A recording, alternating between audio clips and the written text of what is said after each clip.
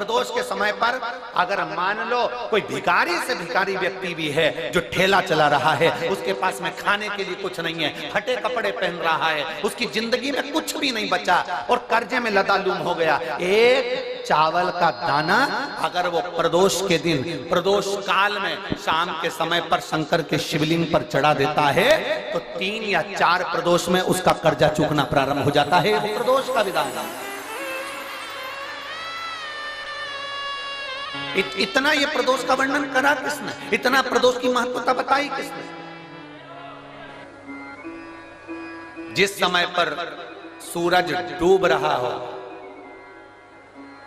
चंद्र प्रकाशित हो रहा हो, दोनों का मेल हो रहा हो, ना तो पूरा सूरज डूबा है, ना पूरा चंद्र आया है, ना पूरा अंधेरा है, ना पूरा उजाला है, उस समय को प्रदोष काल कहा गया, उस समय को प्रदोष का समय कहा,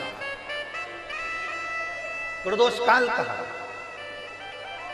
अब कई लोग हमसे कहते हैं गुरुजी आप हमको प्रदोष का समय बताया करो कि प्रदोष काल किसको कहते हैं, प्रदोष का समय किसको कहते हैं।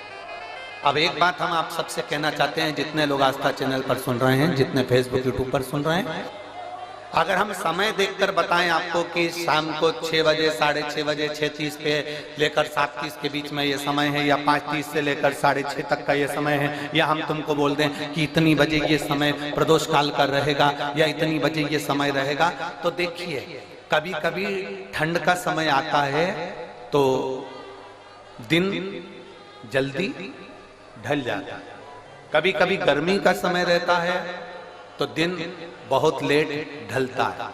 इसलिए समय की गणना से मत चलो, आप तो ये अंदाजा लगाकर रखो कि दिन ढल रहा हो, अंधेरा होना शुरू हो रहा हो, सूरज डूब रहा हो, चंद्र प्रकाशित हो रहा हो, अंधेरा अपना काम कर रहा है, सूरज ढलता जा रहा है, दिन कम होते चले जा रहा है और अंधेरा थोड़ा बढ़ते चले जा रहा है, इन दोनों का जो मिलन का समय हो, अब वो कितनी भी बजे, आप तो बस उसके मिलन का समय निकाल लो, वही समय प्रदोष काल कहलाता है, वही समय प्रदोष।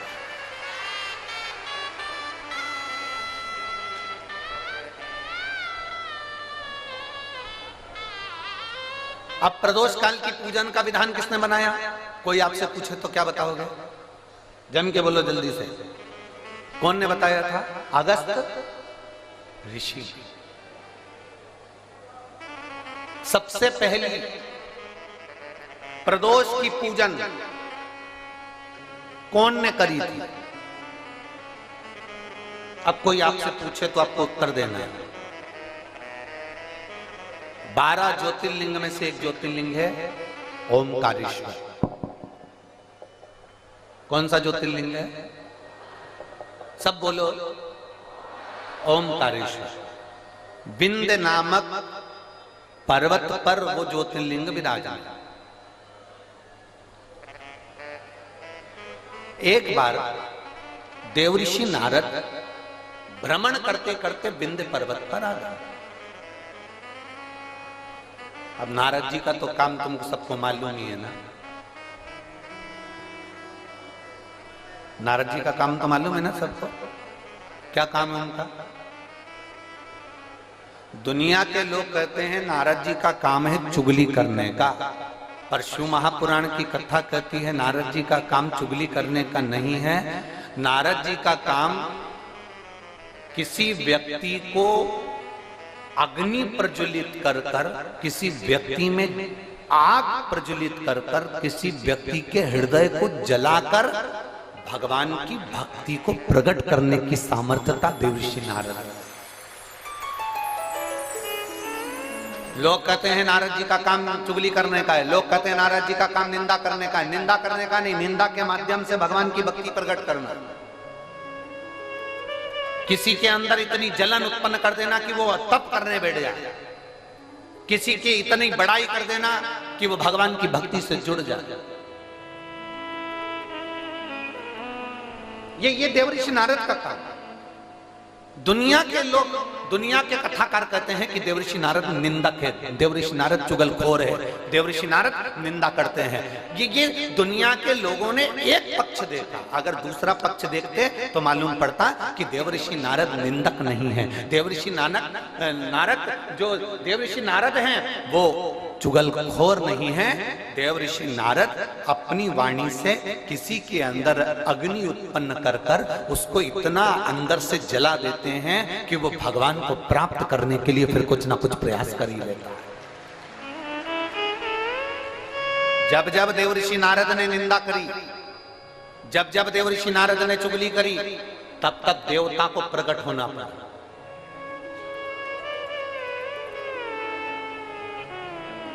गए थे माता लक्ष्मी के पास में। देवऋषि नारद ने माता लक्ष्मी जी से कह दिया था, मैया बहुत भूख लग रही है, कुछ खाने का है क्या? बहुत तेज भूख लगी है, कुछ खाने का है आपके पास में? मैया ने अंदर से जाकर मोतीचूर का लड्डू ला कर दे दिया। नारद जी ने जो मोतीचूर का लड्डू खाया तो नारद जी ने कह दिया, मैया लड्डू तो अनसुईया जी के घर के थे, क्या जोरदार लड्डू बनाती है मैया, तुझे तो लड्डू बनाना भी नहीं आता लक्ष्मी मैया। अब तो लक्ष्मी जी को क्रोध आ गया। इतनी देर में नारद जी पहुंच गए पार्वती जी के यहाँ। पार्वती जी के यहाँ पहुंचते से कहा, मैया भूख लग रही है, भूख बहुत तेज है। पार्वती जी अंदर गई, उन्होंने आकड़िया की रोटी, काकड़िया की साग नारद जी को दे दी। नारद जी भोजन करते से बोले, मैया रोटी तो अनसुईया जी के घर की थी, क्या रोटी बनाती है, क्या रोटी। अब पार्वती जी का हृदय जल गया। थोड़ी देर बाद नारद जी ब्रह्मा जी के यहाँ पहुंच गए। ब्रह्माणी बैठी थी, ब्रह्माणी से कहा, मैया बहुत तेज भूख लग रही है। ब्रह्माणी अंदर गई, खीर बनाकर ला कर दे दी। नारद जी बोले, मैया खीर तो अनसुईया जी के घर की थी, क्या जोरदार खीर थी। अब तो तीनों देवियां इकट्ठी हो गई।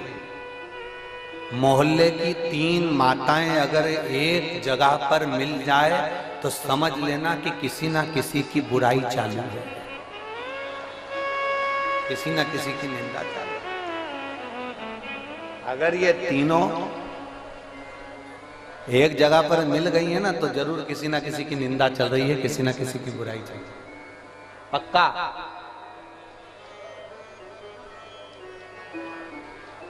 इकट्ठी हो गई। तीनों देवियों ने आपस में विचार करा कि अपन तो परेशान हो गए नारद जी के कारण, अनसुईया अनसुईया अनसुईया अनसुईया। ऐसा क्या अनसुईया में? अपने अपने पतियों को परीक्षा लेने भेज दो।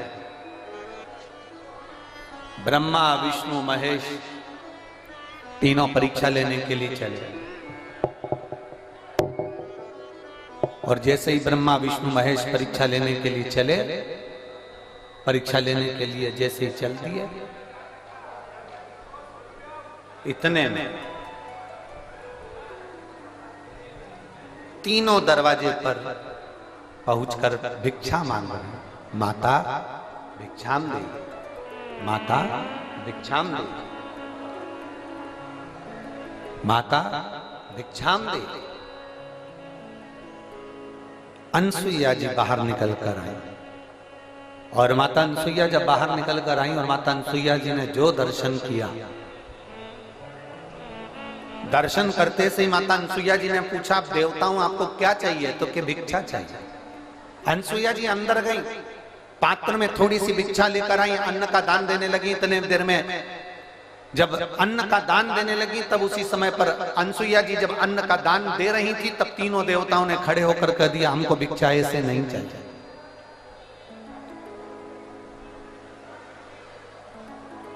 हमको ऐसी भिक्षा नहीं चाहिए।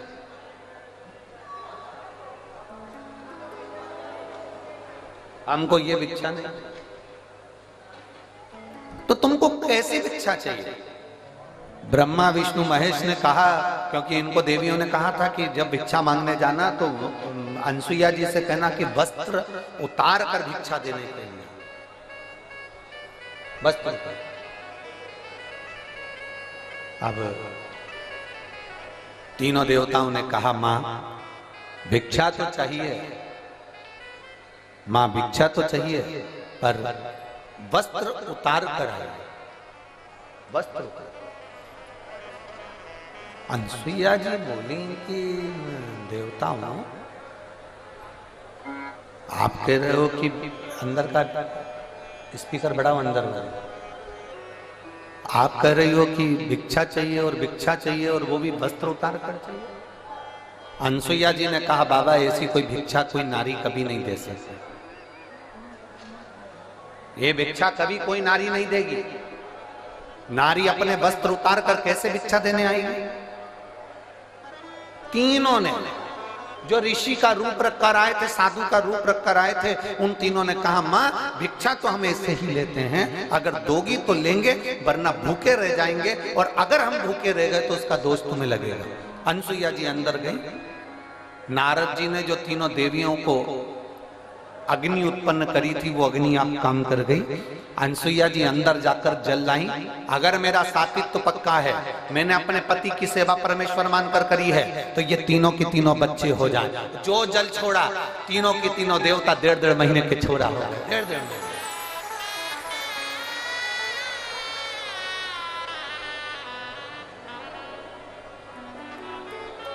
अंत ऋषि थे। अनसुईया जी ने विश्वकर्मा जी का ध्यान कर कर चंदन का पलना बनवाया, रेशम की डोरी लगवाई, तीनों देवताओं को उसमें विराजमान कर दिया, तीनों देवताओं को उसमें विराजमान कर दिया।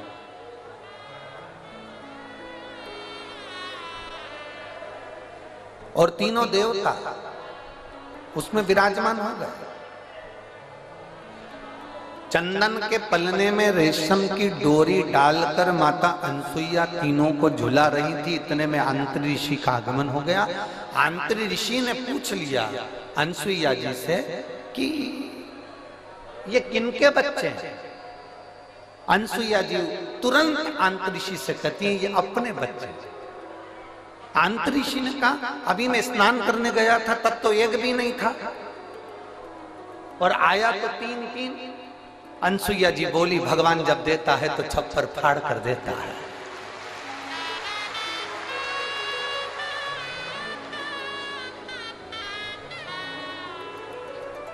और माता अनसुईया ने डाल दिया पालना, बन कर के झूल रहे 3 देवता। झूल अब नारद जी का काम देखिए। दुनिया के लोग कहते हैं नारद निंदा करते हैं, दुनिया के लोग कहते हैं नारद चुगली करते हैं। अगर नारद नहीं होते तो चंद्र प्रकट नहीं होते, अगर नारद नहीं होते तो दुर्वासा प्रकट नहीं होते, अगर नारद नहीं होते तो दत्तात्रेय भगवान प्रकट नहीं होते, अगर नारद नहीं होते।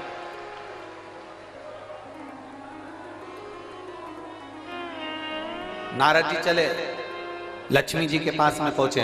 मैया आज बड़ी बेचैन दिख रही हो। लक्ष्मी जी बोली क्या बताएं, हुआ क्या?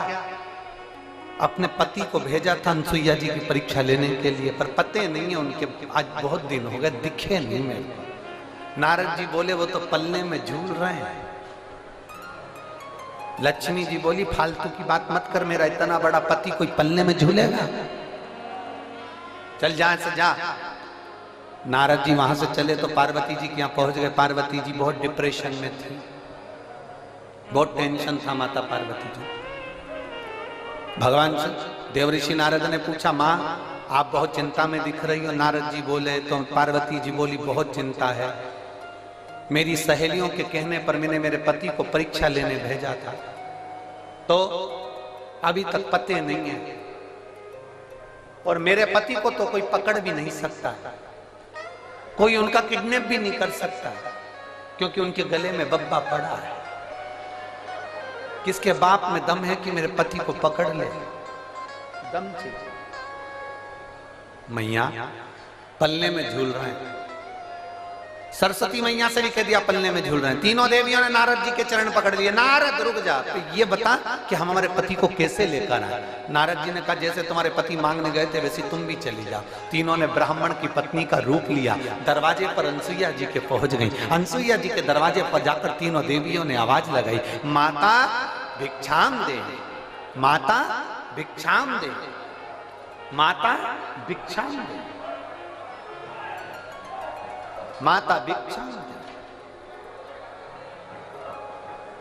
बार बार आवाज लगाई जा रही, बार बार आवाज लगाई जा रही है, माता भिक्षाम दे, माता भिक्षाम दे, माता भिक्षाम दे।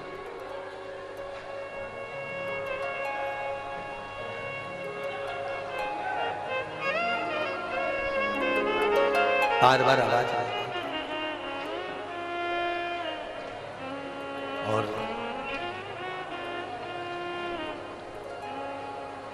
जैसे ही आवाज लगाई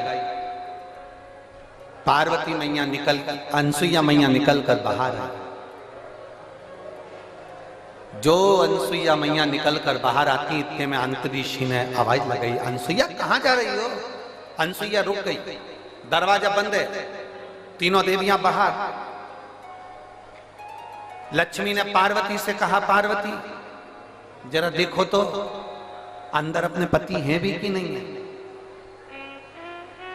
पार्वती जी ने सरस्वती से कहा तुम अंदर झांक कर देखो पति अंदर है कि नहीं है।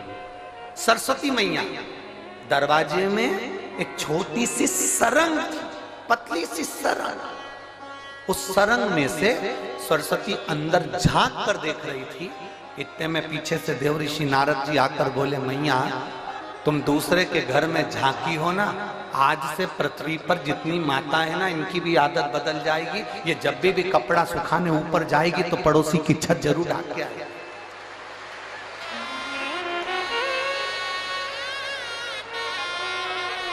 ए मैया,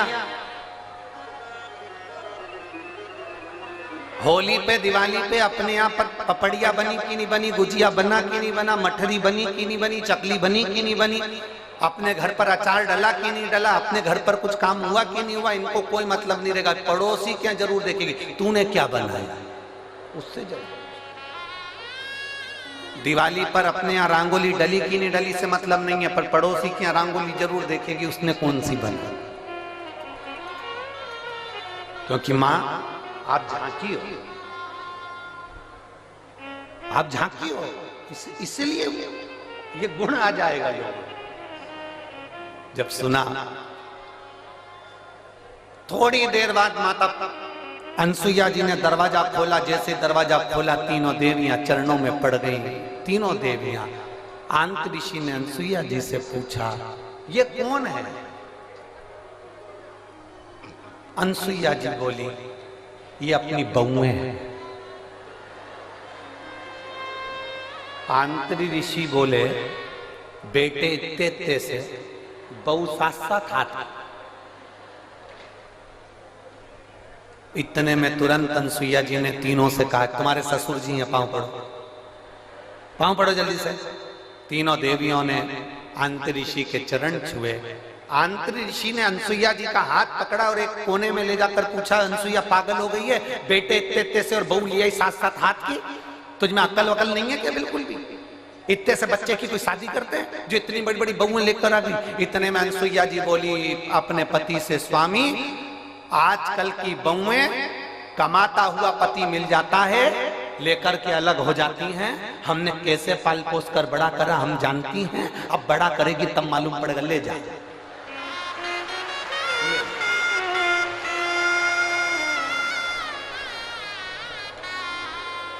अब तीनों देवियां तीनों देवताओं को देखकर टेंशन में आ गई। लक्ष्मी जी बोली, मेरा कौन सा है, और पार्वती जी बोली, मेरा कौन सा है, सरस्वती जी की मेरा कौन सा है। तीनों एक एक बच्चे को उठाती हैं, घुमा घुमा के देखती हैं। बाबा हर माल 2 रुपया, जिसका जो अंश है उठा लो।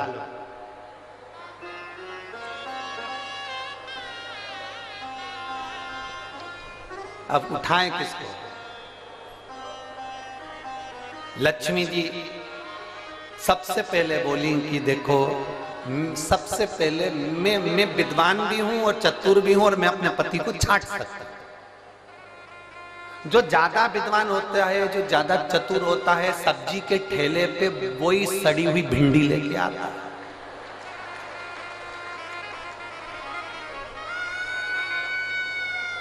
काना बैंगन जो ज्यादा समझदारी दिखाता है ना, वही लाता, वही छाट छाट के अलग अलग रखती जाएगी, रखती जाएगी, रखती जाएगी। सब्जी वाला इससे ज्यादा चतुर होता है, उसने कर रख ले तू अलग, छाट छाट के रख। इसने जैसी अलग छाट के रखा, थैली में भरा, भरने के बाद थैली इधर बाजू में रख दी और जो सड़ा हुआ था उसकी थैली उसके हाथ में टिका दी।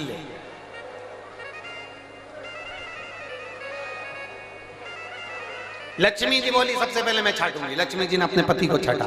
जो छाटने बैठी लक्ष्मी जी, तो भगवान ब्रह्मा जी को उन्होंने अपनी गोदी में उठा लिया और ब्रह्मा जी को गोदी में उठाकर बोली ये मेरे पति हैं। उनको जो हाथ में लिया, इतनी देर में तो अनसुईया जी को हंसी आ गई। अनसुईया जी को हंसी आई, उन्होंने कहा रुको, इन तीनों को वापिस सुलाओ।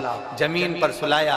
अनसुईया जी ने हाथ में जल लिया, अगर मेरा पतिव्रता धर्म प्रबल है, मेरा सातित्व पक्का है, तो मैं जल छोड़ती हूँ, ये तीनों के तीनों बड़े हो जाएं। तीनों बड़े हुए, उन्हीं के अंश अवतार चंद्र, दुर्वासा और दत्तात्रेय भगवान प्रकट।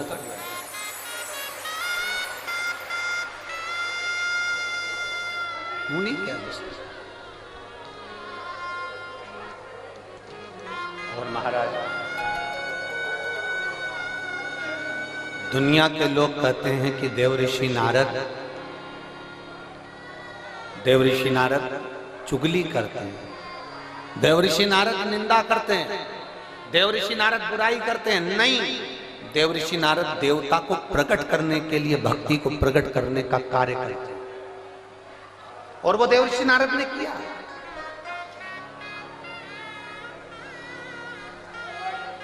इसीलिए महाराज, नारायण श्रीमन नारायण, नारायण श्रीमन नारायण, नारायण श्रीमन नारायण, नारायण श्रीमन नारायण, नारायण श्रीमन नारायण। बोलो नारायण श्रीमन नारायण, तो नारायण श्रीमन नारायण, नारायण श्रीमन नारायण, नारायण श्रीमन नारायण, नारायण श्रीमन नारायण, नारायण श्रीमन नारायण, नारायण श्रीमन नारायण, ओ नारायण श्रीमन नारायण। महादेव अपने स्थान पर बैठकर भगवान देवाधिदेव महादेव से दिल से प्रार्थना, भाव से बाबा देवाधिदेव महादेव से विनय करें, निवेदन करें, प्रार्थना करें। जहां जगह मिले वहां बैठकर भगवान शिव से अपने मन की बात है। आज कथा का विराम दिवस है, दिल से बाबा से कहकर जाए। 19 तारीख से 25 तारीख तक जो ये पवित्र शिव महापुराण की कथा चल रही है, आज वो विराम की ओर जाएगी।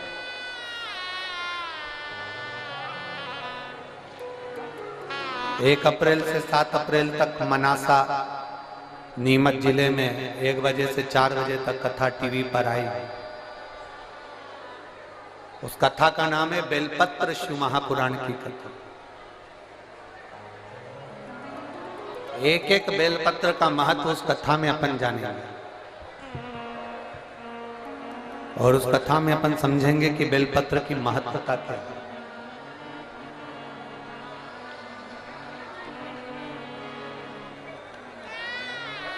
जिसको पैरालिसिस लग जाता है, लकवा लग जाता है, अगर वो भी बेलपत्र की कथा में मनासा से हम उसका वर्णन करेंगे कि एक बेलपत्र के बल पर आपके शरीर का लकवा कैसे ठीक हो सकता है।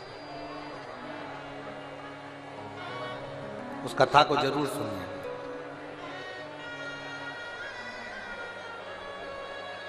दिल से सब प्रार्थना करें, भाव से बैठकर।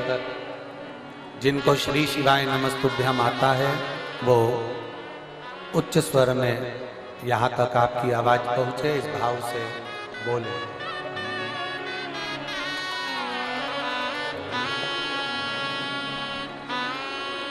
श्री शिवाय नमस्तुभ्यम, श्री शिवाय नमस्तुभ्यम,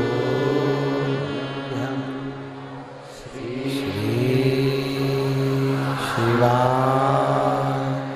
नमस्तुभ्यम,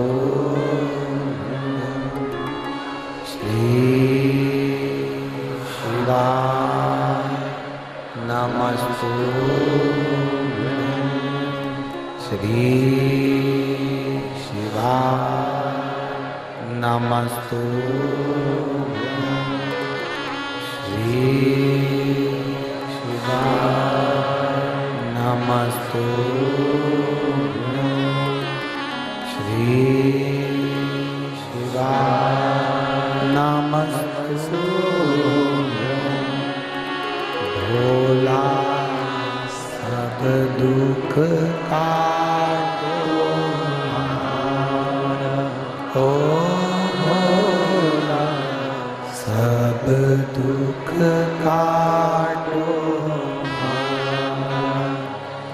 शिव शंकर जपो तेरी माला, भोले बाबा जपो तेरी माला, भोला सब दुख काटो हमारा, ओ भोला सब दुख काटो हमारा। वेश मंगल मंगलकारी, वेश मंगल मंगलकारी, शमशान वासी हमारा, शमशान वासी हमारा, ओ भोला सब दुख काटो हमारा, ओ भोला सब दुख काटो हमारा। शिव कथा कह रही है, भगवान शंकर का संवाद कर रहा है। शिव महापुराण की कथा कर रही है। देवऋषि नारद विंध्य पर्वत के पास में जाकर कहते हैं, विंध्य तुझ में और सुमेरु पर्वत में बहुत अंतर है। विंध्य तू इतना विशाल नहीं है जितना सुमेरु पर्वत विशाल है। अब विंध्य पर्वत को तो क्रोध आ गया। जब विंध्य पर्वत को क्रोध आया तो विंध्य पर्वत ने विचार करा कि अब कुछ भी हो जाए, मुझे इतना ऊंचा बनना है, इतना ऊंचा बनना है कि देवता तक मेरा पर्वत की श्रृंखला पहुंच जाए। अब मुझे इतना ऊंचा जाना है, अब मुझे इतना ऊंचा पहुंचना। विंध्य ने अपना विस्तार करा, सुमेरु पर्वत से भी ऊंचा विंध्य पर्वत पहुंच गया।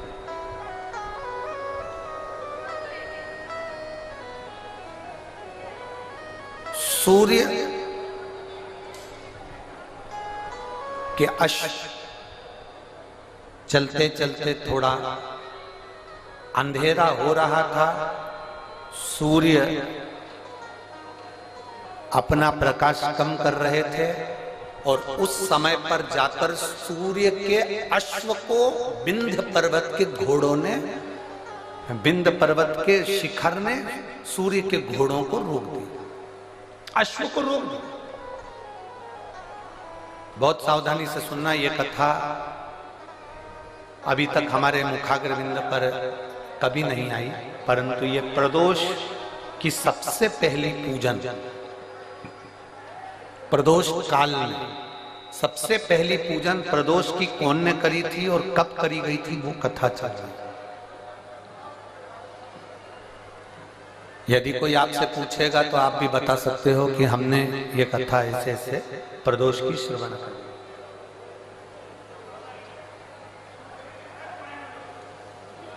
एक सुख का अनुभव कराती है प्रदोष की पूजा। एक पत्र है, देखिए।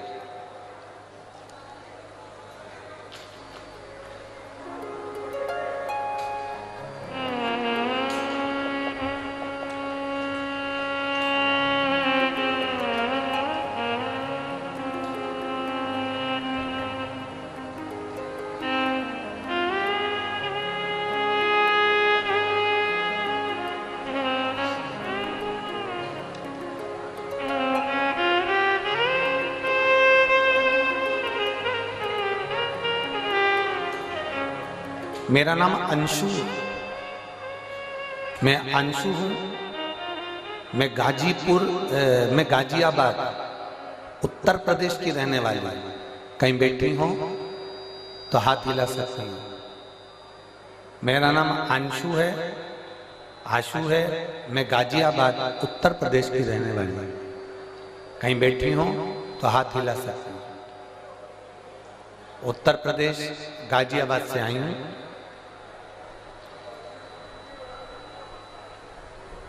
गुरुदेव,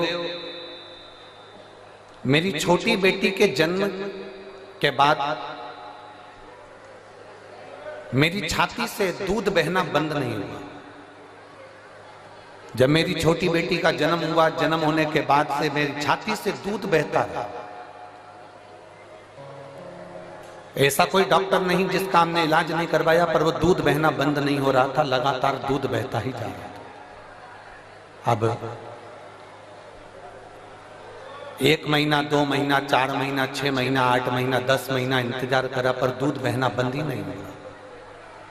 तब हमने दिल्ली के एम्स हॉस्पिटल में जांच कराई और जांच में मालूम पड़ा कि मेरी छाती में कैंसर हो गया और मुझे कैंसर बता दिया गया और सर में ब्रेन ट्यूमर बता दिया गया। अब डॉक्टर ने कहा कि कैंसर तो तुमको हो गया है और ब्रेन ट्यूमर भी है, पर इसका ऑपरेशन बहुत जरूरी है। 16 मार्च 2024 ऑपरेशन की तारीख दी गई। आज कौन सी मार्च चल रही है? जम के बोलिए। 23 मार्च 2024। 16 मार्च 2024 ऑपरेशन की तारीख दी गई और जैसे ही हमको 1 महीने बाद की जो तारीख दी गई, हम जब फरवरी में उनको दिखाए तो उन्होंने हमको 16 मार्च 2024 की तारीख दी और 1 महीना हमको दिया गया कि ये ब्रेन ट्यूमर का और कैंसर का ऑपरेशन सर्जरी आपको कराना है।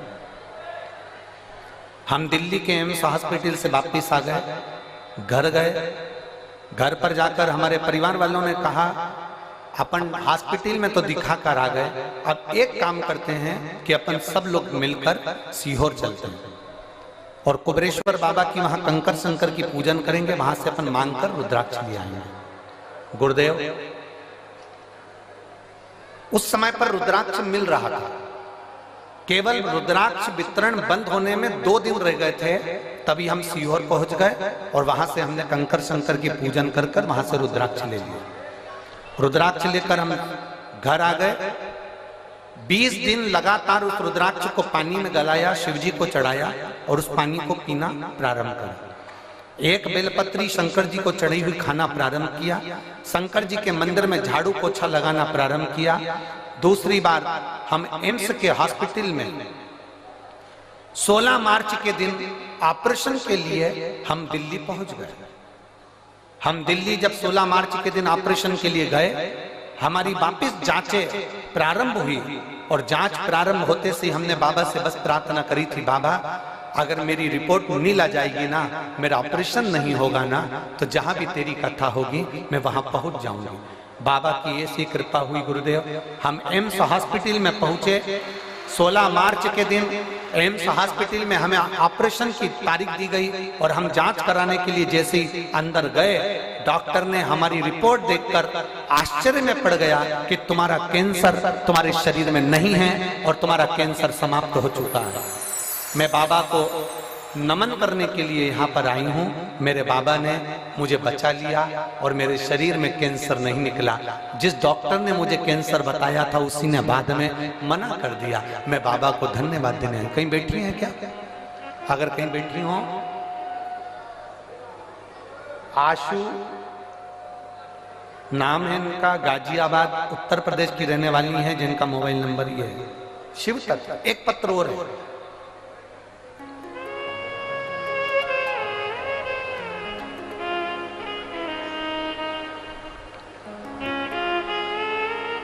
प्रियंका, जिला बिजनौर, ग्राम झीरन के रहने वाली हूं। प्रियंका जी कहीं बैठी हो तो हाथ हिला सकती हैं। प्रियंका, मेरा नाम प्रियंका है, मैं जिला बिजनौर ग्राम झीरन की रहने वाली हूं। कहीं बैठी हो तो हाथ हिलाइए। आप ही हैं? श्री शिवाय नमस्ते।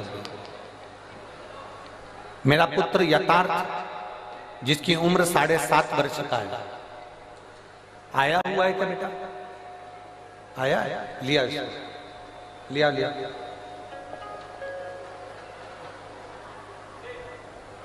मेरा पुत्र यथार्थ 7.5 वर्ष का है। 6 मार्च 2023 को अचानक स्कूल में इसको उल्टी होने लगी और स्कूल में जब उल्टी होने लगी तो हमने नजदीक के हॉस्पिटल में भर्ती कराया। जांच में पता लगा कि बच्चे की पित्त की थैली में पथरी है और हम पेन क्रिया में सूजन है, जिसके कारण बच्चे को पेन क्रिया का अटैक हुआ है। यह देखते हुए हमने डॉक्टर को बच्चे को देहरादून हायर सेंटर के लिए रेफर कर दिया। जब देहरादून के हायर सेंटर में हम बच्चे को लेकर पहुंचे, 15 दिन इलाज करने के बाद छुट्टी करके घर भेज दिया। तब 7 दिन के बाद बच्चे को सीधे पांव में, सीधी टांग में बहुत भयंकर दर्द उठा।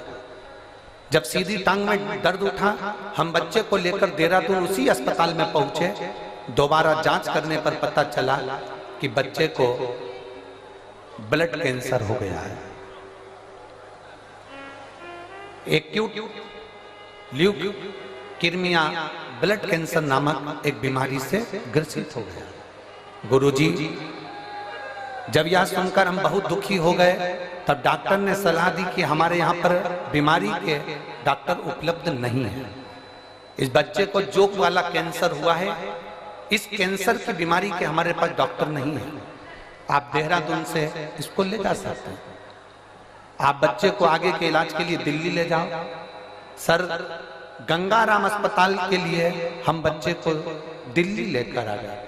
वहां पर हमने बोन मेरो टेस्ट कराया और बीमारी क्लियर हो गई कि इसको वो बीमारी है और कैंसर की बीमारी के कारण बस ये बच्चा तकलीफ में आ गया। अब करें तो करें क्या?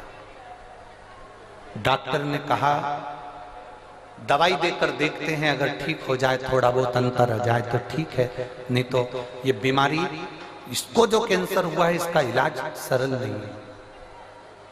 बच्चे की स्थिति में सुधार होना बहुत कठिन हो गया। जब बच्चे की स्थिति में सुधार नहीं आया, तब हमने पशुपतिनाथ का व्रत करना प्रारंभ करा और पशुपतिनाथ का व्रत करते करते ही बच्चे को ना जाने कितनी समस्याएं सामने आकर खड़ी हो गई। कहीं उसका बीपी गड़बड़ हो रहा है, कहीं उसका दिमागी दौरा पड़ने लगा, शुगर का लेवल गड़बड़ हो गया, उसको डेंगू हो गया। पशुपति व्रत तो चल ही रहे थे गुरुजी, और उसके साथ में बच्चे को ये तकलीफें और बढ़ गई। अब करे तो करे क्या? इतने घबरा गए। हमने सोचा था कि बच्चे को पशुपति व्रत करेंगे तो थोड़ा सा रोग समाप्त होगा, पर इसको तो बीपी भी हो गया, दिमागी दौरा भी गड़बड़ हो गया, शुगर का लेवल भी गड़बड़ हो गया, डेंगू भी हो गया, और इसको बार बार हॉस्पिटल में भर्ती कराना पड़ रहा था। पर हिम्मत नहीं हारी गुरुदेव। आप कहते हो ना, बाबा कुछ ना कुछ अच्छा जरूर करेगा और बाबा जरूर सुनेगा। हमने फिर वापिस पशुपति व्रत करा, और व्रत करते करते हम सीहोर चले गए, और सीहोर जाकर कुबरेश्वर धाम का रुद्राक्ष लेकर आए, और वहां से कंकर शंकर की पूजन कर कर एक कंकर को उठा लाए। हम रुद्राक्ष गलाकर शंकर जी पर जल चढ़ा देते, बेलपत्री बच्चे को खिला देते।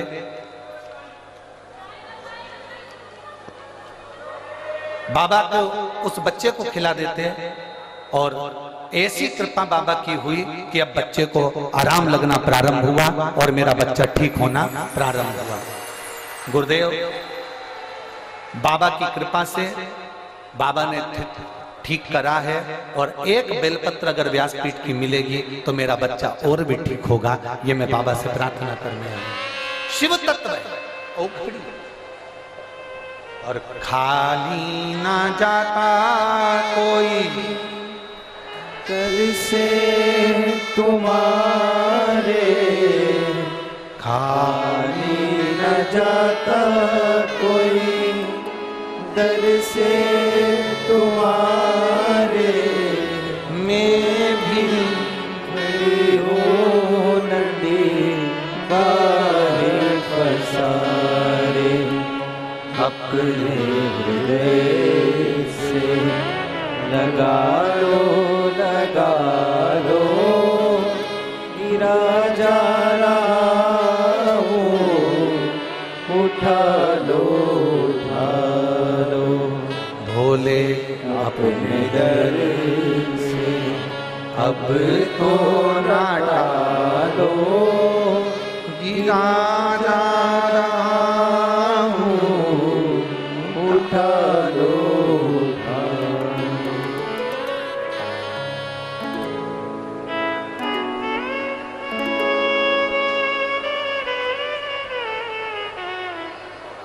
एक पत्र और बड़ा अच्छा है।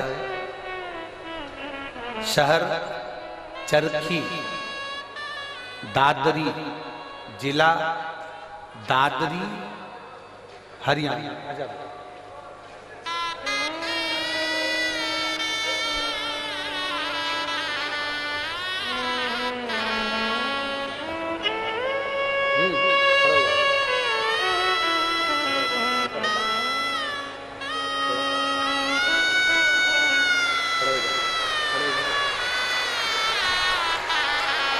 ठीक है, शंभू बोलो श्री शिवाय, श्री शिवाय नमस्ते।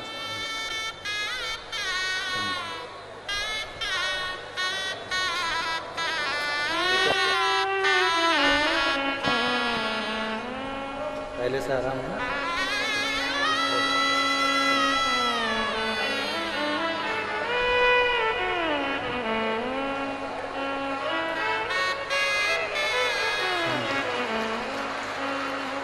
शहर चरखी, दादरी, जिला दादरी, हरियाणा। नाम ओमपति। फोन नंबर मेरा ये है। कहीं बैठी हो तो हाथ हिला सकते हैं, कहीं बैठे हो तो हाथ हिला सकते हैं।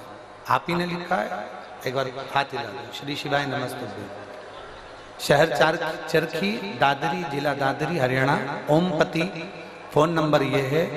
मेरे भाई के लिए गुरुदेव मैं वर्णन करना चाहती हूँ। शिव बाबा का क्या वर्णन करूं। मेरे भाई को 2023 से कैंसर हो गया है। उसका इलाज जिंदल हॉस्पिटल हिसार में चल रहा है। नाक में कैंसर हुआ, नाक का ऑपरेशन करवाया, फिर गले में कैंसर हो गया। गले में कैंसर हुआ। 2 साल से मैं आपकी कथा सुन रही हूं। मैंने मेरे भाई से कहा कि अगर डबल से कैंसर हो रहा है तो तू सीहोर जा, रुद्राक्ष ला और उस रुद्राक्ष को पानी में गलाकर शिव जी को चढ़ाकर पीना प्रारंभ कर। मैं मेरे भाई की तरफ से यहाँ पर दंडवत करने के लिए, प्रणाम करने के लिए आई हूँ, कथा सुनने के लिए आई हूँ। हम लोग रुद्राक्ष लेने के लिए सीहोर चले गए और वहां से रुद्राक्ष लेकर आए। जब रुद्राक्ष लेकर आए, भाई की एक रिपोर्ट, एक ऑपरेशन और डॉक्टर ने बोल दिया था वो कराना था, जो कि 12 मार्च 2024 को वो ऑपरेशन होना था। हमने बाबा से प्रार्थना करी, अगर बाबा आप संभाल लोगे तो मैं कथा सुनने के लिए पंडाल में जाऊंगी। मेरे भाई की जब दूसरी रिपोर्ट हमने जब जिंदल हॉस्पिटल में दिखाया तो 12 मार्च के दिन रिपोर्ट में आया कि इसकी सारी रिपोर्ट नील है और ये बालक अब ठीक हो गया है, इसका कैंसर समाप्ति की। एक बार हाथ हिला दो बहन, बधाई। इसके लिए एक बेलपत्र ले जा, आजा आजा, एक बेलपत्र इसके लिए ले जा। शिव है वो घड़ी है और खाली ना जाता कोई दर से तुम्हारे, खाली न जाता कोई दर से तुम्हारे, मैं भी खड़ी हूँ बाएं पसारे, अपने हृदय से लगा लो गिरा जा रहा हो, उठा दो भोले अपने दर से, अब तो न टालो गिरा जा रहा हो, उठा दो। एक शिव भक्ति को जगाइए।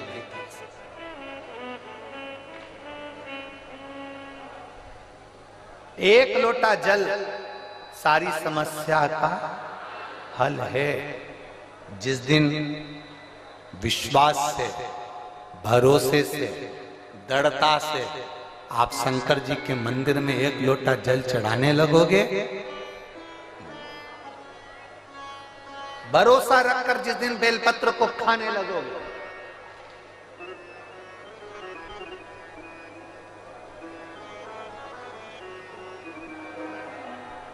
जिस दिन बेलपत्र को खाने लगोगे, भरोसा रखकर जिस दिन भगवान शंकर की भक्ति में तुम डूबने लगोगे, उस दिन तुम्हारी जिंदगी की सारी बीमारी, सारा दुख, सारी तकलीफ मेरे काल अधिपति महाकाल राजा की। तुम्हारे जीवन का सारा दुख वो काल अधिपति महाकाल मेरे कुबेर भंडारी, मेरे कुबेरेश्वर महादेव का हो। एक निवेदन हम जरूर करेंगे, कभी मौका लगे, कभी मौका लगे, इस पंडाल में बोलकर जाना बाबा से कि बाबा मुझे ऐसा धन देना कि एक बार मैं भी कुबेरेश्वर धाम सीहोर आ सकूं और तेरे धाम में आकर कथा सुन सकूं, कंकर शंकर की पूजन कर सकूं, वहां का रुद्राक्ष ले सकूं। कभी कभी, और जरूरी नहीं है कि वहां का रुद्राक्ष केवल बीमारी के लिए काम आता है ना, कभी जिंदगी में कुबेरेश्वर धाम जाना और रुद्राक्ष मांग कर लेकर आना। और हम तो कहेंगे जितने कथा सुनने वाले हैं सारे श्रोताओं से निवेदन करेंगे, लाल धागे में उस रुद्राक्ष को अपने गले में धारण कर कर रखो, जिंदगी में कभी हार नहीं होगी, आगे बढ़ते ही जाओ। चाहे महिला हो चाहे पुरुष हो, चाहे महिला हो चाहे पुरुष हो, गले में रुद्राक्ष होना जरूरी है। पहनो। कई लोग कहते हैं हम तुलसी की माला पहनते हैं, रुद्राक्ष पहन सकते, क्यों नहीं? किसने मना करा? कौन से शास्त्र में लिखा है, कौन सी वेद में लिखा, कौन से पुराण में लिखा है कि तुलसी को पहनने वाले रुद्राक्ष नहीं पहन सकते, या रुद्राक्ष को पहनने वाले तुलसी नहीं पहन सकते?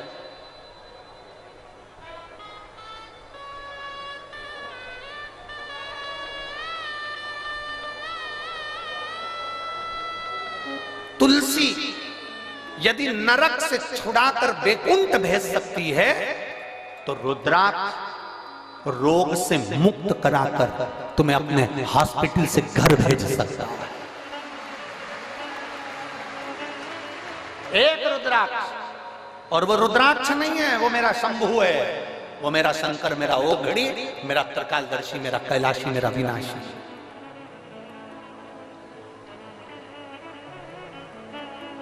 कई लोग कहते हैं गुरुजी अभी अभी आपके यहाँ पर रुद्राक्ष उत्सव हुआ, अभी आपके यहाँ पर 26 तारीख को सुबह 10 बजे महादेव की होली है। आप हमेशा भक्तों को वहां बुलाते रहते हैं। हमारा तो निवेदन है किसी बहाने से आओ, चाहे तुम 26 तारीख को होली खेलने के बहाने आओ, चाहे तुम रुद्राक्ष उत्सव के बहाने आओ, और मेरे बाबा के दरवाजे पर एक बार आकर तो देखो, 3 महीने में झोला खाली नहीं करना पड़ेगा, वापिस आना पड़ेगा।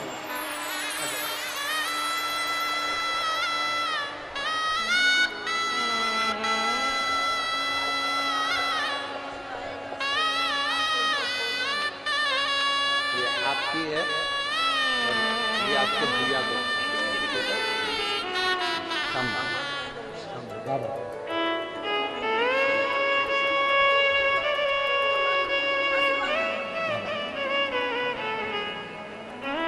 एक बार आप किसी भी बहाने से पर कुबेर भंडारी के दरवाजे पर आओ। अगस्त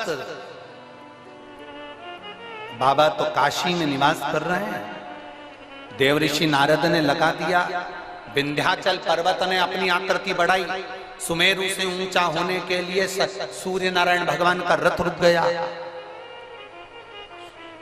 दिन ढल रहा था, अंधेरा हो रहा था, उसी समय पर सूर्य के रथ रुक गया। समझ में नहीं आ रहा सूर्य देवता को करूं क्या। वो प्रदोष काल था, वो प्रदोष का समय था, वो प्रदोष की घड़ी थी, वो प्रदोष का पल था, जिस समय पर सूर्य ढल रहा था और रात्रि हो रही थी। दोनों का मिलन होते समय अश्व रुक गए। विंध्य पर्वत ने सूर्य के अश्वों को रोक दिया, आगे नहीं बढ़ पा रहे थे। सूर्य करे क्या? तब सूर्य देवता ने एक बच्चे का रूप रख लिया।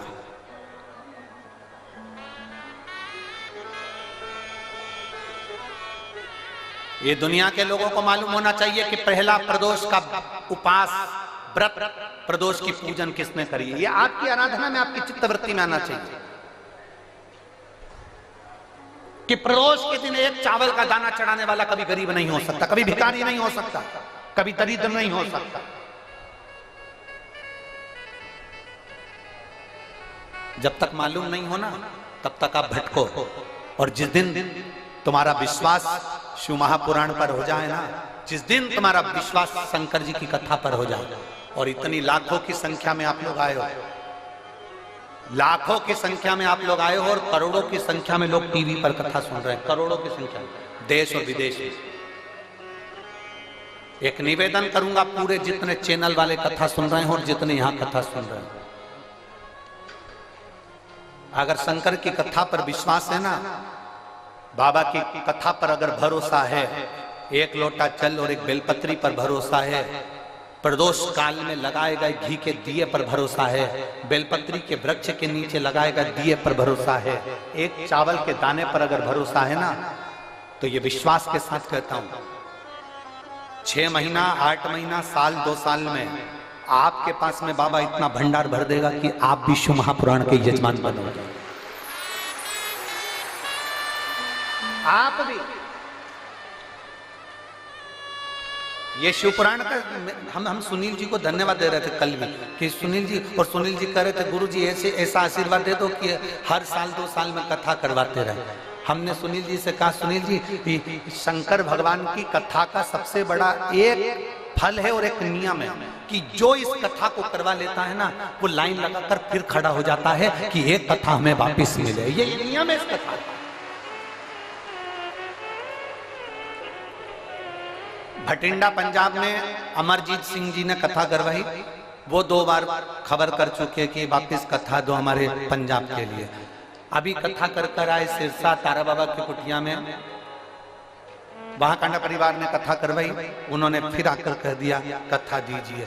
सुनील जी, हम आपको भी कहते हैं, आप तो अभी बोल रहे हो कि कथा दीजिए, पर बाबा की कृपा, ये नियम है कथा का। जो एक बार जजमान बन जाता है मेरा बाबा, उसको इतना देना चालू करता है। और केवल जजमान से मतलब नहीं है, जो दिल से पंडाल में बैठकर दिल से सुन ले, 5 दिन की हो 7 दिन की हो, आसन लगाया वहीं पर सो रहा है, वहीं बैठ रहा है, वहीं खा रहा है। दुनिया के संत बाहर तप करते हैं, तुम यहाँ बैठकर शौचालय के लिए भी जाना है ना तो 50 बार विचार करते हो, जाऊंगी ना तो अंदर कैसे आऊंगी, वॉशरूम जाऊंगी तो कैसे आऊंगी। पानी ज्यादा नहीं पीते हो क्योंकि मेरे को वॉशरूम जाना पड़ेगा, ज्यादा खाते नहीं हो कि मुझे शौचालय के लिए जाना पड़ेगा। बार बार तुम अपनी इंद्रियों को कंट्रोल में रखते हो। जो एक संत, साधु, सन्यासी, तपस्वी, साधक, उपासक, कुंभ के मेले के जो संत, पर्वतों पर बैठकर जो संत साधना करते हैं, वो साधना शिव महापुराण के पंडाल में बैठकर मेरी माता और मेरे भाई करते हैं।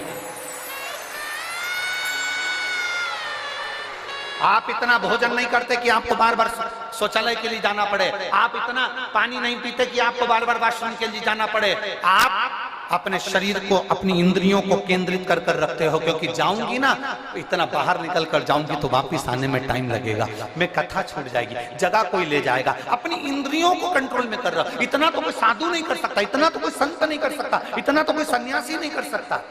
संत, साधु, सन्यासी, तपस्वी, कई वक्ता, कथाकार, जिनसे एसी के रूम नहीं छूटते, जिनसे 4 व्हीलर गाड़ियां नहीं छूटती, वो भी इतना सन्यासी का जीवन नहीं जी सकते जितना आप जी रहे हो, जितना आप जी रहे हो।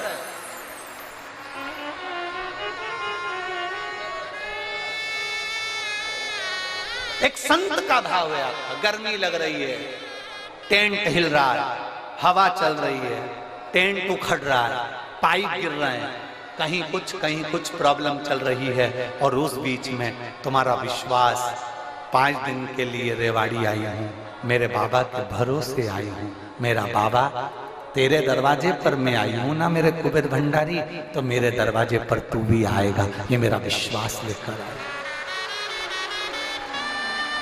ये मेरा विश्वास। और हो भरोसा दृढ़,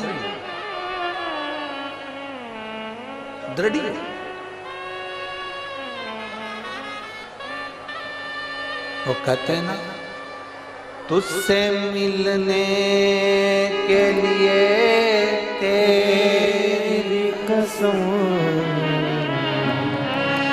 ये मेरे बाबा से मिलने का ये केंद्र बिंदु है शिव पुराण की कथा। ओम मेरे भोले तेरा सहारा है, मेरे भोले तेरा सहारा है, मेरी नैया का तू किनारा है। कई अपने देवर के लड़के की शादी करती है, कई अपनी जेठानी की लड़की की शादी करती है, कोई अपने परिवार में, रिश्तेदारों में शादी में जाती है, काम तो करती है, संभालती भी है, पर अंदर से, भीतर से कुड़ती भी रहती है। कभी कभी ऐसा भी होता है। हाँ, शादी भले कर रही हूं मैं, काम भले कर रही हूं, पर इसकी मां ने मेरे साथ जो करा मैं कभी जिंदगी में नहीं भूल सकता। अब शरीर से काम कर रही है, फैलारा उठा रही है, सेवा कर रही है, पर अंदर से कुड़ भी रही है।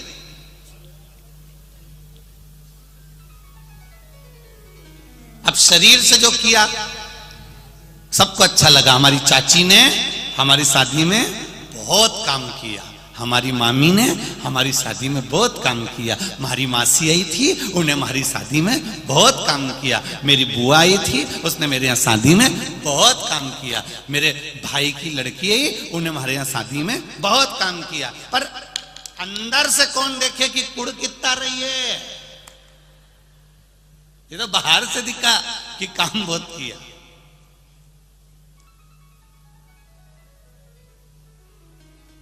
भीतर से कौन ने देखा? शिव महापुराण की कथा कर रही है, भले शरीर से आप काम करो ना करो, पर शिव पुराण कर रही है आत्मा से हमेशा सबका भला करते हुए चलो, क्योंकि आत्मा वहां तक जाएगी। शरीर जाएगा क्या वहां तक? अरे बोलो री मालेगांव वाली जी, शरीर जाएगा? नहीं जाएगा। जाएगा क्या? वही आत्मा, वही जीव, वही चित्त, वही वृत्ति, वही छोटा सा जीव जाएगा। वो आत्मा जाएगी। अब शरीर से तो तुमने अच्छा काम करा, पर मन से अच्छा काम नहीं कर पाए, आत्मा से अच्छा काम नहीं कर पाए, इस हृदय से तुम सत्कर्म नहीं कर पाए, तो फिर काहे का तुम्हारा काम किया तुमने?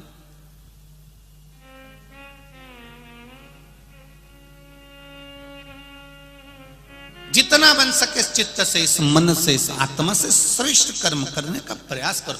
शरीर यहीं रह जाना है, आत्मा चली जाना है, चित्त चला जाए।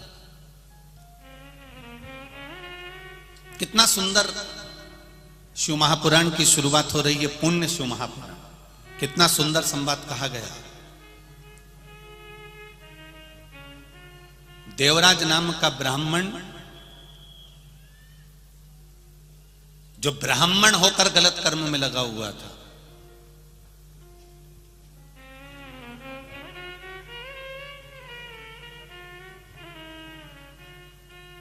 शिव महापुराण की शुरुआत देखिए। देवराज नाम का ब्राह्मण जो ब्राह्मण होकर गलत कर्म में लगा हुआ है, शरीर गलत जगह पर लगा।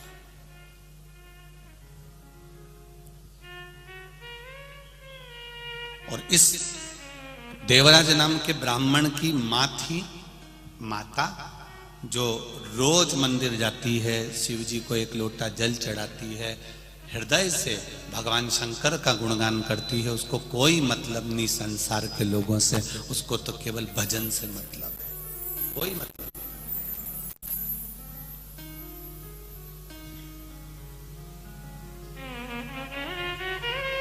परिवार का, घर का अगर एक व्यक्ति भी शंकर भगवान को जल चढ़ा रहा है,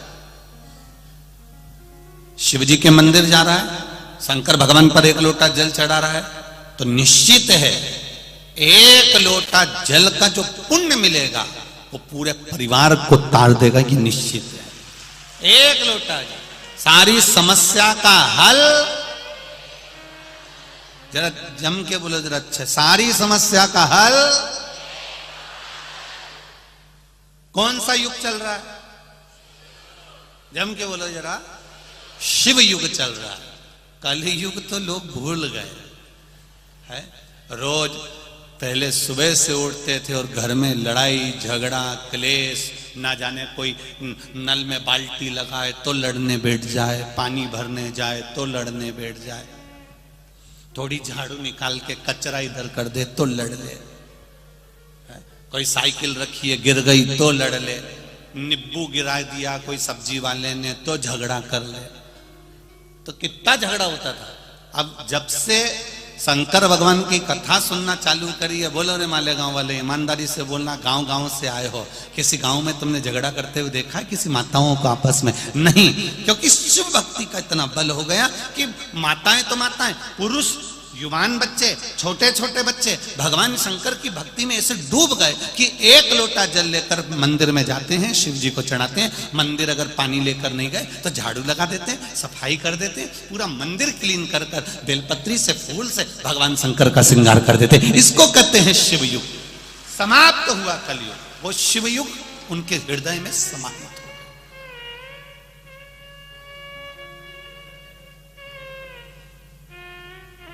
और पूरे संसार को सुधारने के लिए सबसे मूल है, हम सुधरेंगे युग सुधरेगा। हम अपने आप को संवार रहे हैं, हम अपने आप को सुधार रहे हैं। और जिस दिन हम सुधर गए उस दिन पूरा परिवार, घर, मोहल्ला, कॉलोनी, कुटुंब और हमारा नगर, हमारा क्षेत्र अपने आप सुधर जाएगा। एक व्यक्ति के सुधरने से सुधर जाएगा। हम सुधारें, अपने आप को सुधारें, पर हम थोड़ा उल्टे चलते हैं। सास बहू को सुधारना चाहती है पर खुद नहीं सुधरना चाहती। बहू सास से आस लगा के बैठी है कि मेरी मम्मी के पास खूब है, मेरी सास के पास खूब है, उनके पास में एक से बढ़कर एक साड़ी, उनके पास में एक से बढ़कर एक रकम। बहू सास से आस लगा के बैठी है, मेरी सास के पास खूब है, सास मुझे देगी। पर मेरा बहुओं से निवेदन है, तुमने कभी सास को कुछ दिया? जब तुमने कुछ नहीं दिया तो फिर आस काय को लगा के बैठी है कि वो देगी? अगर तुम मायके जाती और मायके से अपने पति के कपड़े लेके आई, अपने बच्चों के कपड़े लेके आई, अपनी छोरी का कपड़ा लेके आई, अपने कमरे को सजाने का सामान लेके आई, गई थी बैग भर के सामान लेके आई। जब यहां से गई थी तो एक बैग था, आई तो 4 बैग लाई। और जब इतना सामान तू अपने घर के लिए लेकर आई तो एक सामान अपनी सास के लिए लेकर आती, और सास के लिए लेकर आती तो सास भी तो कहती कि मेरी बहू जब जब जाती है तो मेरे लिए कुछ लाती है, तो वो भी तुझे कुछ दे देती। पर हमने केवल लेना जाना है, देना जाना कहां? और आस लगा के बैठी है, दिवाली पे मेरी सास से मैं कहूंगी मेरे को हार दे दो, दिवाली पे मेरी सास से कहूंगी मुझे पाटली दिला दो। सास भी सोच के बैठी है, आ तो जरा, आ तू एक बार आ जा बस।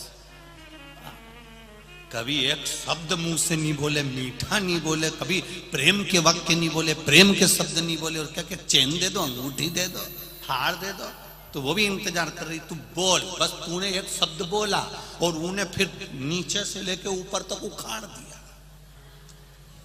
फिर उखाड़। फिर कहने वाली ने तुरंत कह दिया, किसी के पिताजी रख के नहीं गए थे। उसने फिर बोलना चालू करा।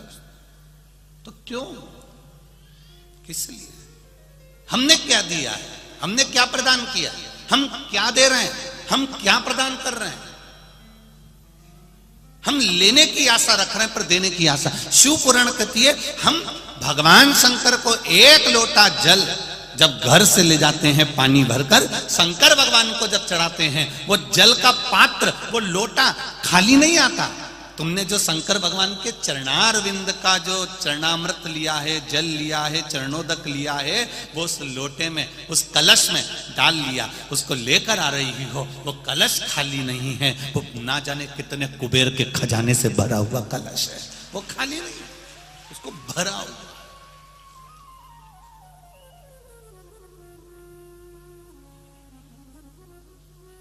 मैंने तेरे ही भरोसे, ओ बाबा तेरे ही भरोसे, हवा विच उड़ती जावागे, बाबा डोर तो छड़ी नामे कंडी जावागी। भोले मैं तेरी भजन, शंभू मैं तेरी भजन, हवा विच उड़ती जावागे, बाबा डोर तो छड़ी नामे कटी जावागी। भगवान की ये विरल भक्ति का भाव।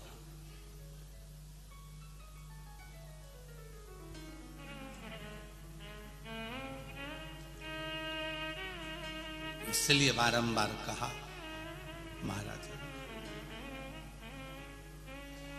अरे विठ्ठल विठ्ठल विठ्ठला, हरि ओम विठ्ठला, विठ्ठल विठ्ठल विठ्ठला, हरि ओम विठ्ठला, ओ विठ्ठल विठ्ठल विठ्ठला, हरि ओम विठ्ठला, विठ्ठल विठ्ठल विठ्ठला, हरि ओम विठ्ठला, ओ पंढरपुर में आवेला, हरि ओम विठ्ठला, पंढरपुर पंढरपुर में आवेला हरि ओम विठला। अरे पंढरपुर में आवेला हरि ओम विठला।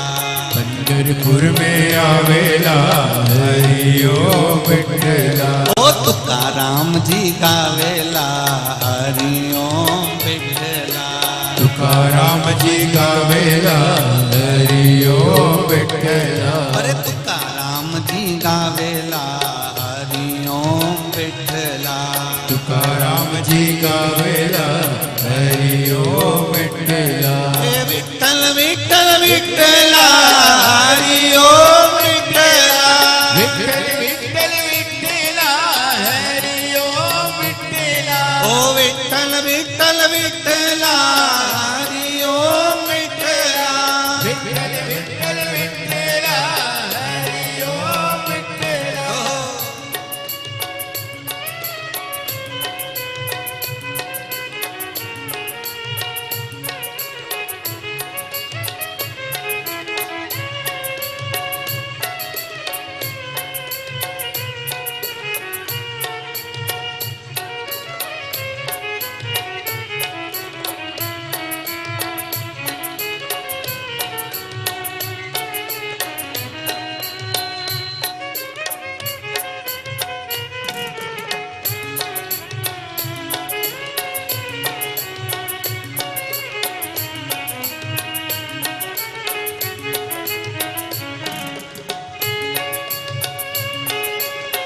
हरि बोल।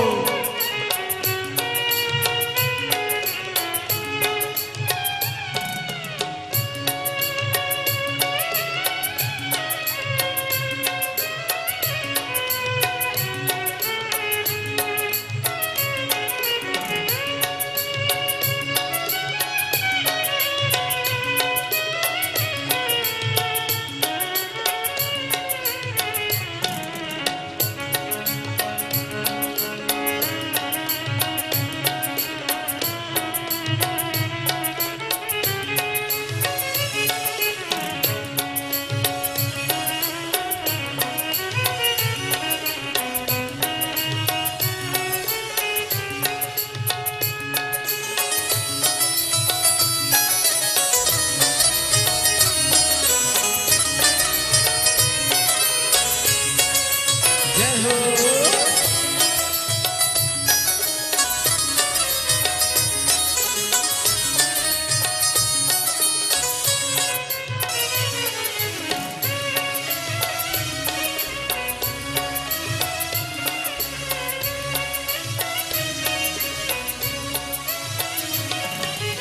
नामदेव जी गावेला हरि ओम विठला। नामदेव जी गावेला हरि ओम विठला। ओ नामदेव जी गावेला हरि ओम विठला। नामदेव जी गावेला हरि ओम विठला। ओ विठ्ठल विठ्ठल विठ्ठला हरि ओम विठला। विठ्ठल विठ्ठल विठ्ठला हरि ओम विठला। ओ विठ्ठल विठ्ठल विठ्ठला हरि ओम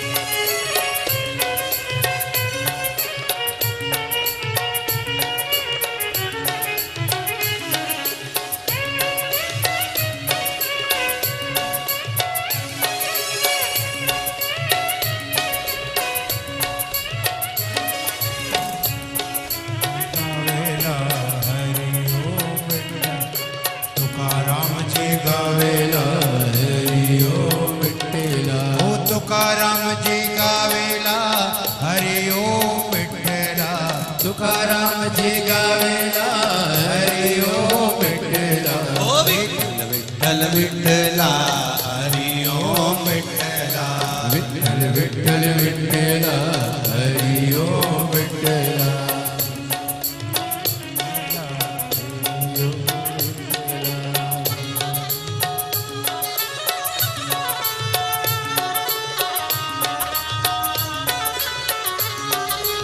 शंभो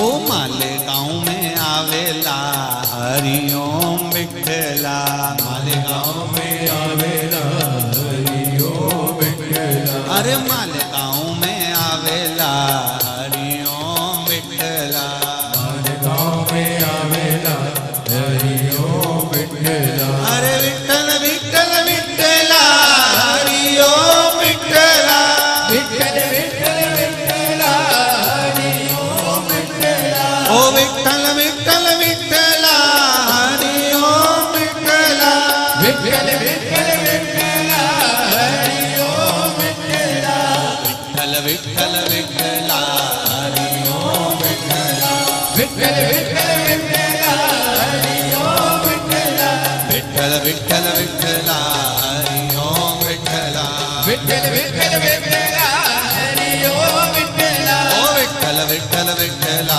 हरि ओम विठ्ठला विठ्ठल विठ्ठल विठ्ठला हरि ओम विठ्ठला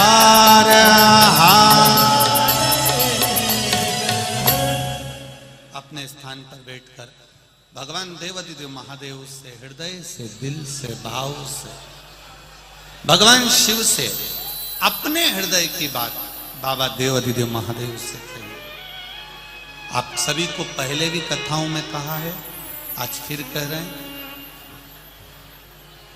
शिव महापुराण में मूल मंत्र जब आए श्री शिवाय नमस्तुभ्यम, जब इस मंत्र का बोलने का मौका शिव महापुराण के मध्य में बीच में आए तो इस मंत्र का जाप हृदय से दिल से करें।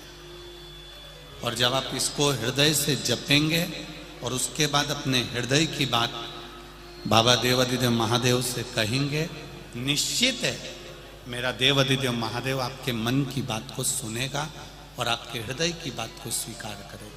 सब साथ में बड़े प्रेम से आनंद के साथ श्री शिवाय नमस्तुभ्यं, श्री शिवाय नमस्तुभ्यं,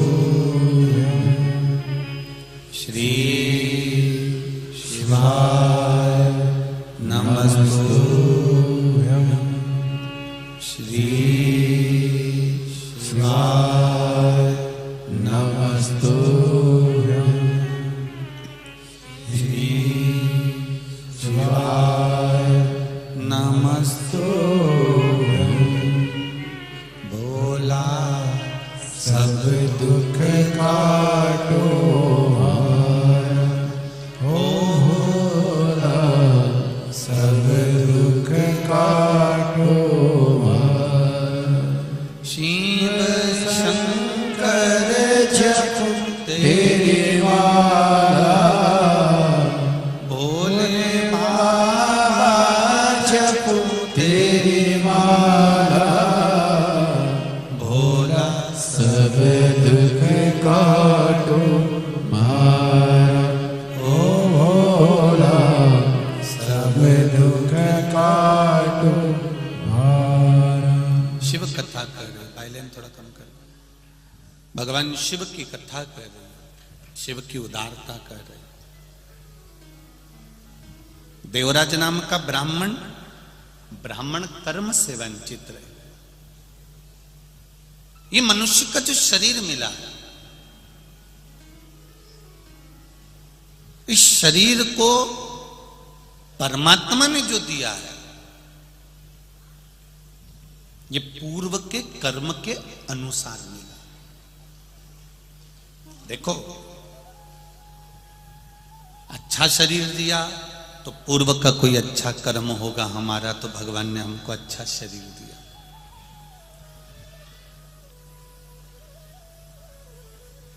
शरीर में अगर कोई कष्ट है, शरीर में अगर कोई रोग है, शरीर में अगर कोई बीमारी है, तो समझो पूर्व का कोई कर्म ऐसा हो गया होगा जिसके कारण बस हमारे शरीर में कुछ कष्ट आ गया। पर भगवान के भजन से, भगवान की भक्ति से, शिव भक्ति से, उस पूर्व के किए गए कर्म को हम थोड़ा थोड़ा काट सकते। जैसे एक पत्र आया, देखिए,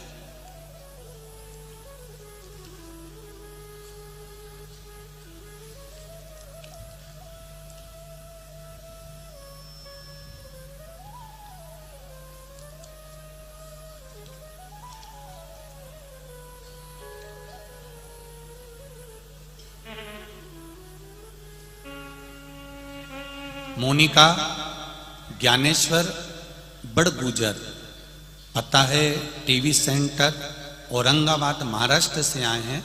मोबाइल नंबर भी उनका लिखा है। कहीं बैठे हो तो हाथ हिलाइएगा, दोनों हाथ इस तरह से हिला देना। कहीं बैठे हो, अच्छा इधर है, ठीक है, दोनों हाथ हिला दो एक बार। दिख गए हो बेटा, दिख गए हो? हाँ, ऐसे हिला दो। श्री शिवाय नमस्ते। एक बार फिर से हाथ हिला दो, ठीक है।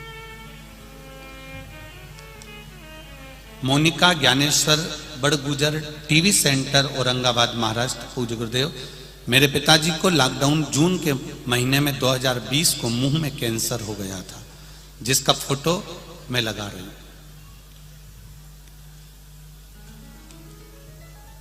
कैंसर हो गया था 27/6/2020 को। औरंगाबाद में अस्पताल में जांच की, तब रिपोर्ट में कैंसर बताया गया। डॉक्टर ने 11/7/2020 को लॉकडाउन की बड़क स्थिति में ऑपरेशन किया। ऑपरेशन की रिपोर्ट अनुसार रेडिएशन केमोथेरेपी किया। फिर पिताजी को तकलीफ, दर्द कम नहीं हुआ।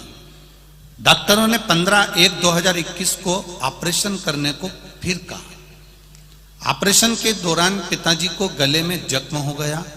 फिर से मार्च 2022 में पिताजी को मुंह में दर्द फिर प्रारंभ हो गया। अब ऑपरेशन कराने की सामर्थ्यता नहीं, सक्षमता नहीं और शरीर नहीं। हमने औरंगाबाद के अस्पताल में दिखाया, मुंबई के अस्पताल में भी दिखाया, तो डॉक्टर ने ऑपरेशन का कह दिया वापस। केमोथेरेपी चलने लगी, परेशानियां बढ़ती रही पर आराम नहीं लगा। तभी मेरी आजी और मेरी मामी ने हमें बताया कि महादेव को 1 लोटा जल चढ़ाओ। मैंने टीवी पर कथा सुनी है, उसमें बताया है रुद्राक्ष का पानी चढ़ाओ। हमने परिवार के व्यक्ति को भेजकर सीहोर से रुद्राक्ष बुलवाया। उस रुद्राक्ष को रात में तांबे के कलश में गलाते, सुबह शिव जी को चढ़ाते। शिव जी को 1 लोटा जल चढ़ाते, वो जल लाकर पिताजी को पिलाते। बेलपत्र महादेव की चढ़ी हुई लाकर उनको पीस कर देते। बाबा कुंदकेश्वर का नाम लेकर दवाई भी देते। 27/10/2022 को फिर पेट स्कैन की जांच की रिपोर्ट बाबा की कृपा से मुंबई के हॉस्पिटल में नॉर्मल आना प्रारंभ हो गया। अब पिताजी को आराम है। उनका हम फोटो, दूसरा वाला पहले वाला फोटो लगाया और दूसरा वाला फोटो लगा रहे हैं। ये शिव की कृपा है गुरुदेव। एक बेटी का और पत्र बड़ा सुंदर आया है, देखिए। जया गणेश सुतार, ब्राह्मणपुर की कथा में, ब्राह्मणपुर, गणेश मंगवान सुनार, जलगांव, संत मीराबाई नगर, जलगांव से आई है। कहीं बैठे हो तो हाथ हिलाइएगा। बच्ची का नाम है रेणुका गणेश सुतार। आप ही हैं? दोनों हाथ हिला दो ऐसे। श्री शिवाय नमस्तुभ्यम। फिर से हिला दो एक बार हाथ। श्री शिवाय नमस्तुभ्यम।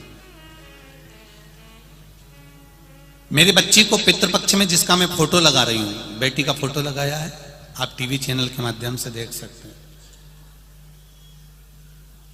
पितृपक्ष के दौरान अचानक तबीयत खराब हो गई, इतनी खराब हो गई कि गुरुजी पूछो मती, सब रोने लग गए। हमने जैसे तैसे अस्पताल में भर्ती किया और डॉक्टर उसको आईसीयू में ले गया। आईसीयू में भर्ती किया, उसके बाद में धीरे धीरे तबीयत और ज्यादा खराब होती चली गई, ठीक नहीं हुई। उसको वेंटिलेटर पर ले जाकर डाल दिया गया।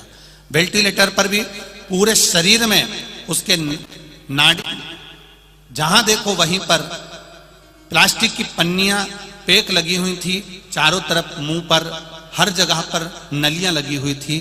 केवल नासिका की एक नली ऐसी थी जिसमें से उसको वेंटिलेटर पर कुछ दिया जा रहा था।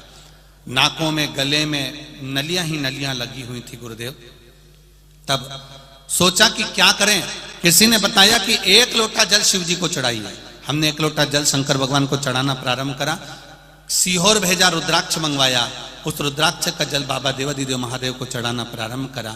3 दिन तक मेरी बेटी को वेंटिलेटर पर ही रखा गया। मैंने उस रुद्राक्ष का जल जैसे ही शंकर भगवान पर चढ़ा हुआ पानी उसके चेहरे पर और उसके होठ पर लगाना प्रारंभ करा, बाबा की कृपा से मेरी बेटी के शरीर में हलचल होने लगी और मेरी बेटी धीरे धीरे ठीक होकर आज मेरी बेटी मेरे घर आ चुकी है। बेटी का फोटो लगा रही हूं गुरुदेव, और ये पत्र अपने भाव से मैं बाबा को नमन करती हूं। अब ठीक है बाबू? श्री शिवाय नमस्तुभ्यम। बैठी। हर हर महादेव।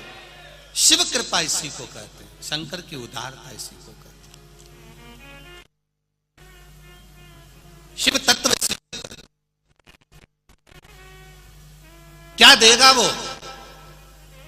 इतने पत्र लिखे हैं, हम अभी पूरे तो नहीं पढ़ पा रहे हैं, और जो पढ़े वो भी यहां रखे हैं, और सारे पत्र पूरे यहीं मालेगांव के नगर में रह जाएंगे। कभी इन पत्रों को कभी पढ़कर देखना। इन पत्रों में लोगों का जो उन्होंने कथा सुनी है, जो उन्होंने दिल से टीवी चैनल के सामने बैठकर जो मांगा है, जो 1 लोटा जल शंकर को चढ़ाया है, जो एक बेलपत्र चढ़ाई है, उसका फल क्या मिला है, इन पत्रों में वर्णन किया गया है, इन पत्रों में बताया गया। अब दिल से रिझाओ उसको।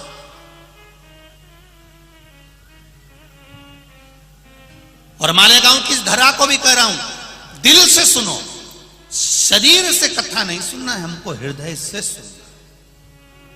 भोला सब दुख काटो, ओ भोला सब दुख काटो, शिव शंकर जपू तेरी माला, भोले बाबा जपू तेरी माला, भोला सब दुख काटो भार, ओ भोला सब दुख काटो भार। जब तक उसकी कृपा नहीं हो तब तक हम कुछ नहीं कर सकते। पुण्य को प्रबल करिए।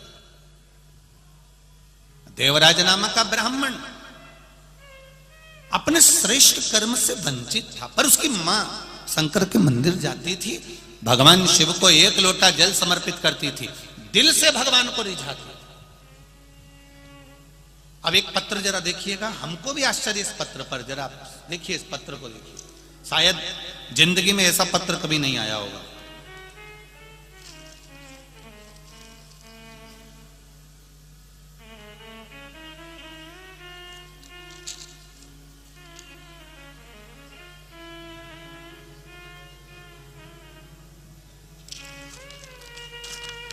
अब देखिए, शंकर जी की परीक्षा देखिए जरा, इस पत्र के माध्यम से भोलेनाथ की परीक्षा देखिए।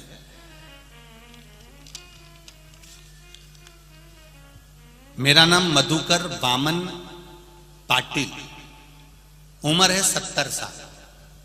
कहीं बैठे हो आप ही हैं? हाँ, हाथ हिला दीजिए एक बार। श्री शिवाय नमस्तुभ्यम। हाँ, दोनों हाथ हिलाओ एक बार। श्री शिवाय नमस्तुभ्यम।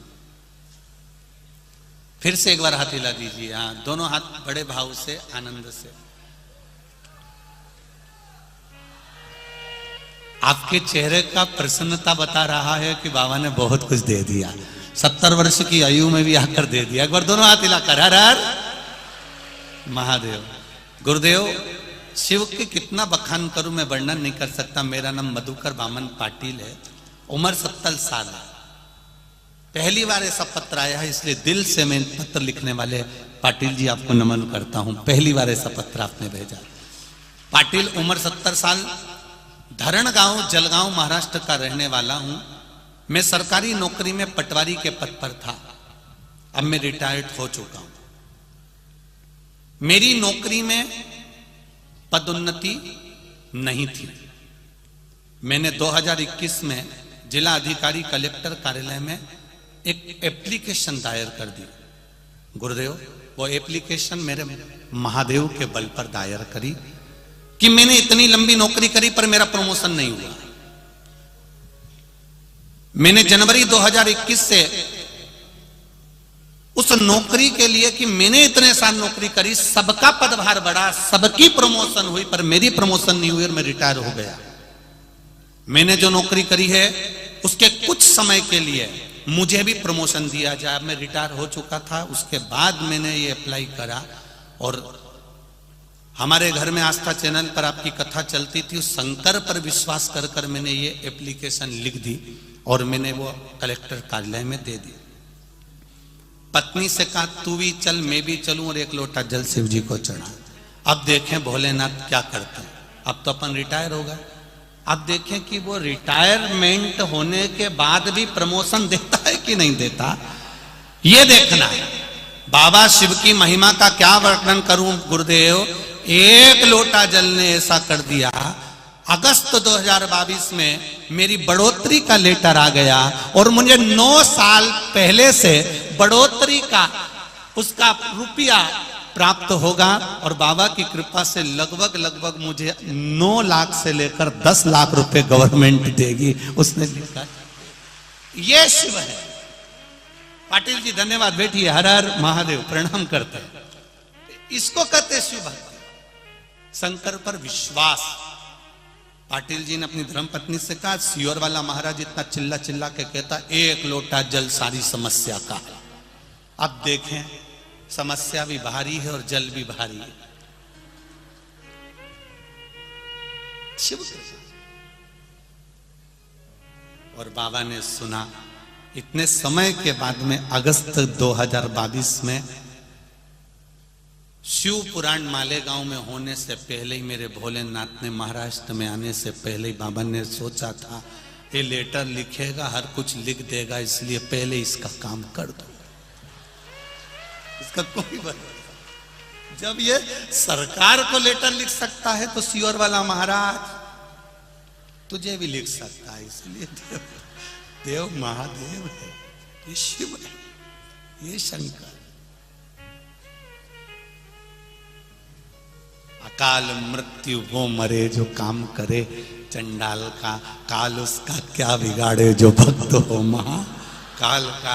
जो शिव का उपासक होता है, शंकर का उपासक होता है, शिव भक्ति में जो डूबा हुआ होता है, उसको शिव पकड़ता है। बस दिल से चाहिए उसको, दिल से पुकार लो आप, हृदय से पुकार लो, मन से पुकार। और जब दिल से पुकारोगे तो वो दिल से सुनेगा। नामदेव यहां वर्णन किया गया महाराज शिव तत्व की। देवराज नाम के ब्राह्मण की माता जल चढ़ा रही है।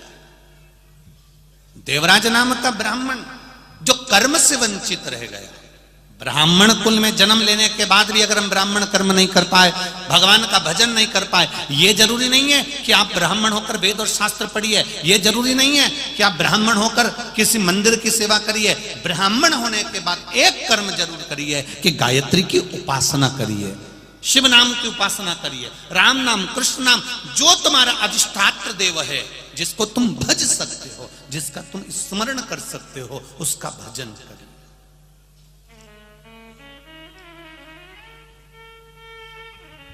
देव और महादेव दो हैं। अमृत किसने पिया था? बोलते जाओ जम के। देव ने। अमृत किसने पिया? देव ने। विष किसने पिया? महादेव। ठीक है, देव का काम कितना है?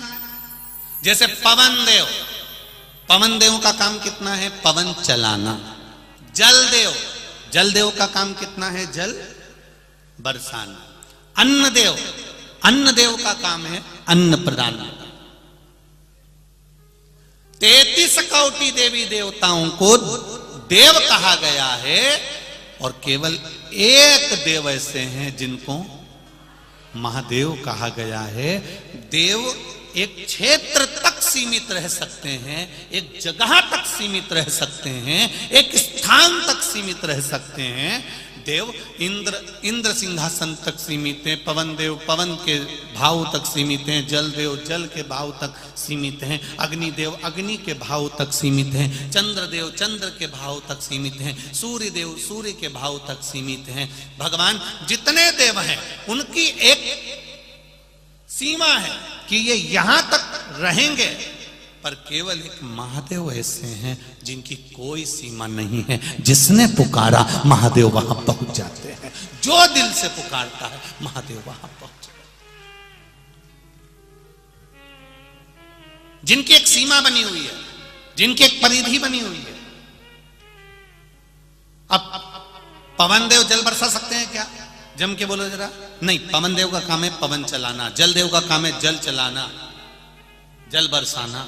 अन्न देव का काम है अन्न प्रकट करना, अग्नि देव का काम है अग्नि प्रकट करना, सूर्य देव का काम है प्रकाश कर देना, चंद्र देव का काम है शीतलता प्रदान कर देना।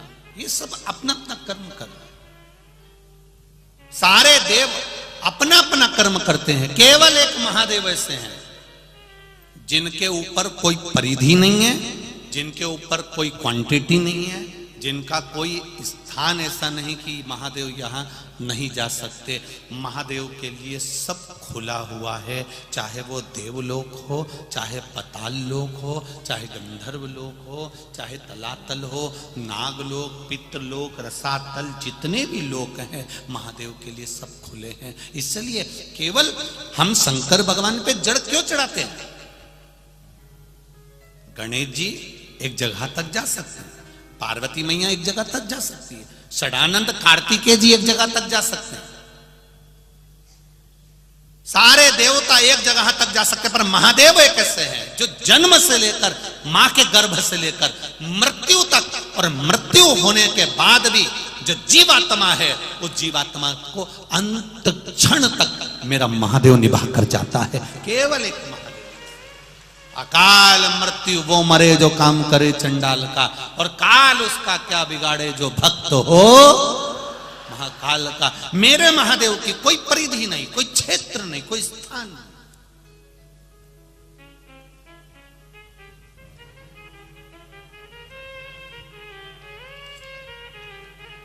जैसे एक मंत्री होते हैं, एक मिनिस्टर होते हैं, साहब ये हेल्थ मिनिस्टर हैं, हेल्थ का कार्य देखेंगे, ये माइंस का काम देखेंगे, ये खदानाती का कार्य देख रहे हैं, ये गृह मंत्री हैं, पूरे गृह का कार्य देखेंगे, साहब ये इस चीज का कार्य देखेंगे। ऐसे हमारे देवता हैं, ये काम देखेंगे, ये अग्नि का काम अग्निदेव, जल का काम जल देव, पवन का काम पवन देव, इंद्र देव, ये सब ये कार्य देखेंगे। पर इनके ऊपर भी एक होता है जो सब कुछ देखता रहता है, वो मेरा देव अधिदेव महादेव है। उसको ये नहीं है कि कौन ने पुकारा कौन ने नहीं पुकारा, उसको तो केवल देखना है कि मेरे हैं। इसने जिंदगी में एक लोटा जल शंकर भगवान को चढ़ाया है, ये एक बार चलकर मेरे दरवाजे तक गई है। शिव महापुराण की कथा जो मालेगांव में हो रही है, ये अपना घर छोड़कर, कई ऐसे भी होंगे मालेगांव में जो सोच के बैठे होंगे बहुत भीड़ है कैसे जाऊं, बहुत भीड़ है कैसे जाऊं, बहुत भीड़ है कैसे जाऊं। तो भगवान भी बोलता है भीड़ का टेंशन मत ले, चीन में मरने की भी भीड़ लगी हुई है। भीड़ का टेंशन मत ले, केवल शिव पुराण के चक्कर में मैंने उसको चीन तक रख रखा है, अभी इंडिया नहीं भेजा है, क्योंकि श्री शिवाय नमस्तुभ्यम लोग इतना जप रहे, इतना जप रहे, इतना शंकर जी पे लोटा भर भर के जल चढ़ा रहे कि वायरस भी सोच रहा है जाऊं कि नहीं जाऊं, जाऊं कि नहीं जाऊं, वो वायरस भी सोच रहा है। तो वायरस से पूछा तू इंडिया क्यों नहीं जा रहा है, चीन में क्यों पड़ा है कि भाई इंडिया तो चले जाऊं पर वहां एक ही टेंशन है, सारी समस्या का है, एक लोटा जल अगर मैं कहीं घुस भी गया तो ये एक लोटा दुनिया के लोग इतना पानी चढ़ाते हैं कि जैसे दिल के अरमा आंसुओं में बह गए, ये मुझे पानी में बहा देते हैं, इसलिए मैं इंडिया नहीं जा रहा हूं, बड़ी टेंशन है, बहुत सोच रहा है। कई बार वो चीन की बॉर्डर पे खड़े होके सोचता भी कूद जाऊं, इतने में बॉर्डर पे खड़े हुए लोग भी चिल्ला देते हारा हारा, तो वो वापिस चीन नहीं रह जाता, नहीं जाऊंगा अब नहीं जाऊंगा, फिर हिम्मत करके बॉर्डर पे तैयार होके खड़ा होता। कौन कौन? वो वायरस, शायद 7F है, ऐसे कुछ है। फिर खड़ा हुआ, उसने फिर विचार करा, इतने में फिर इन्होंने चिल्लाना कि फिर वापिस वहीं कूद गया।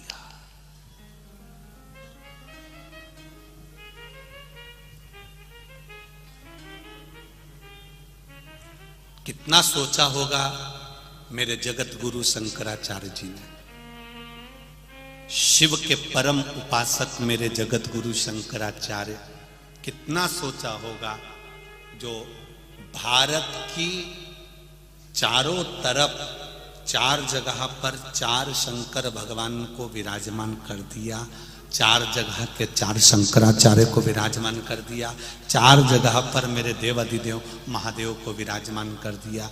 इधर केदारनाथ, उधर सोमनाथ, इधर रामेश्वर, उधर कृष्णेश्वर। जरा विचार करो कि उसने किस हिसाब से विराजमान करा होगा। 4 फुट पर 4 जगह पर 4 महादेव ऐसे विराजमान कर दिए मेरे जगत गुरु शंकराचार्य ने कि मेरे चारों तरफ भारत की भूमि को मेरे भोलेनाथ बैठे हुए हैं घेर कर, मेरे शिव बैठे, महामृत्युंजय बैठे। फिर भी कोरोना भले वहां रहे चीन में, पर मुख पर मास्क हमको लगाना चाहिए, क्योंकि हम लोग भारत के रहने वाले हैं। ये पहले से सीखे हुए हैं कि पड़ोस में अगर कोई मरता है तो हमारी दुकान बंद रहती है।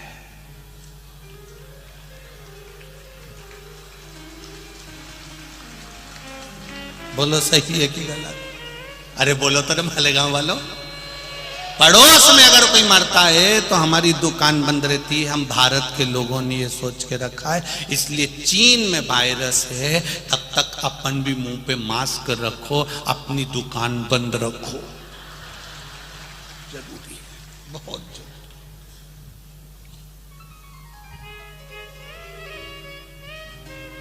कब तक दुकान बंद रखना है? कब तक बंद रहती है? जब तक इसको राम नाम सत्य, जब तक ये वायरस का राम नाम सत्य नहीं हो जाए तब तक दुकान बंद रखो। ये वहीं की वहीं समाप्त हो जाए, भोलेनाथ जी से निवेदन है। और चीन में भी जो उपद्रव मच रहा है, बाबा से निवेदन है, बाबा वहां पर भी सब स्वस्थ रहें, मस्त रहें, सर्वे भवन्तु सुखी, सब स्वस्थ रहे, कोई का बुरा नहीं हो मेरे बाबा, सब खुश रहे।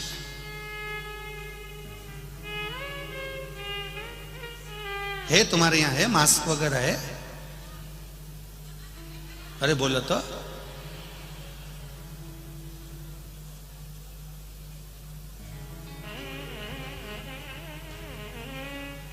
प्रयास करना कल से तुम मास्क लगाया ना, पड़ोसन अगर नहीं लगा के आए तो अपने घर में जो पुरानी साड़ी माड़ी पड़ी हो को फाड़ लाना, एक एक चिंदी सबको दे देना कि बांध। प्रयास करो थोड़ा सा कि भाई सब सर्वे भवन्तु सुखिनः। वो पूछे अभी तो अपने यहाँ तो इंडिया में कोरोना है ही नहीं, फिर ये पट्टी काय के लिए, तो कह देना कोई वायरस वहां है पर दुकान यहाँ की बंद। प्रयास सब सुखी रहे, सर्वे भवन्तु सुखिनः। शिव कथा कह रही है, देवराज नाम का ब्राह्मण कर्म से वंचित रह गया। ब्राह्मण हो, ब्राह्मण कर्म करो, ये नहीं कि मंदिर में पूजन करो, ये नहीं कि वेद पुराण पढ़ो, ब्राह्मण होकर भगवान का भजन जरूर करो, गायत्री अवश्य करो, संध्या अवश्य करो, भगवत नाम अवश्य जपो।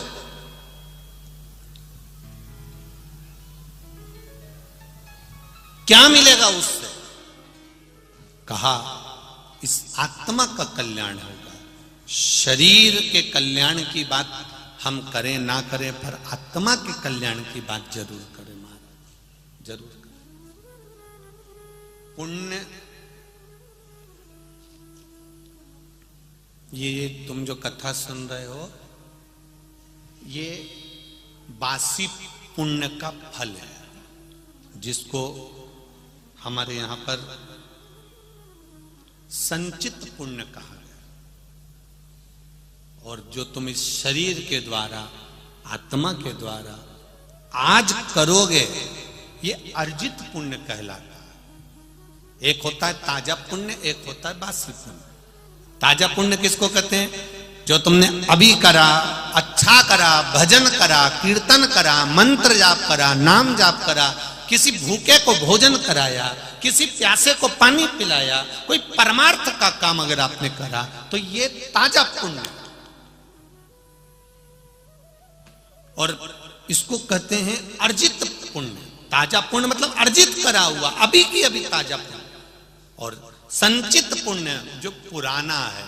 अब पुराना पुण्य और ताजे पुण्य में क्या अंतर गुरुजी आप बताएंगे क्या? तो ताजा पुण्य और बासी पुण्य में क्या अंतर है?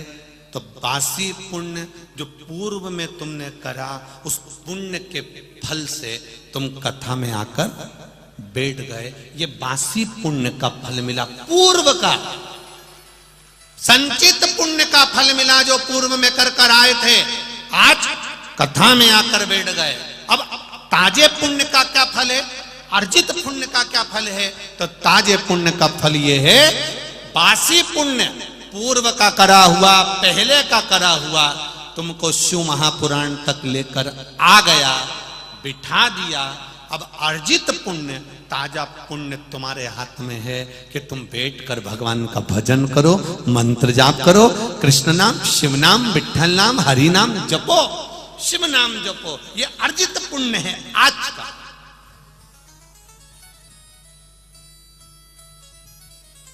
अब पुराना पुण्य संचित, आज का पुण्य अर्जित।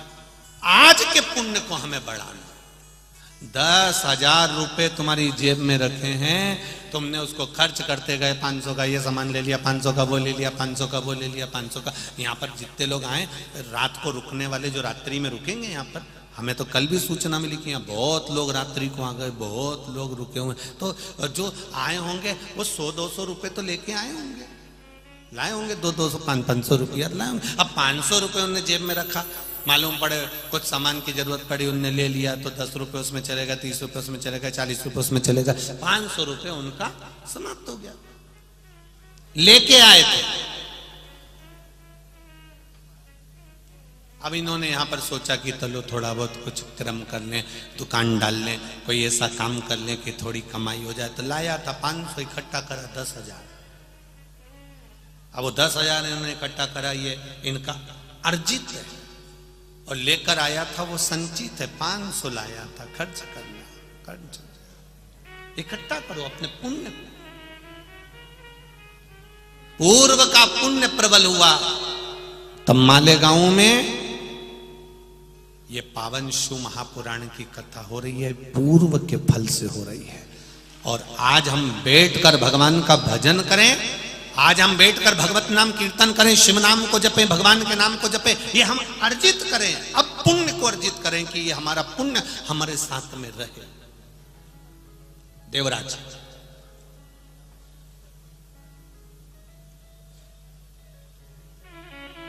देवराज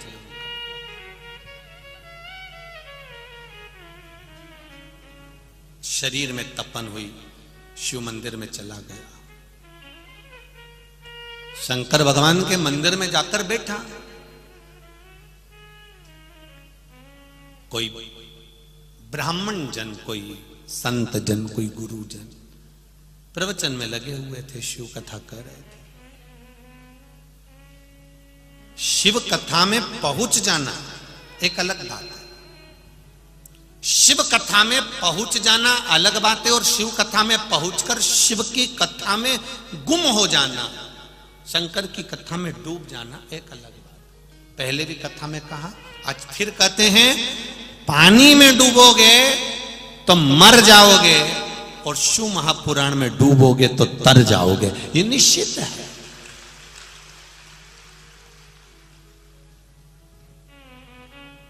कथा में पहुंच जाना एक अलग बात है,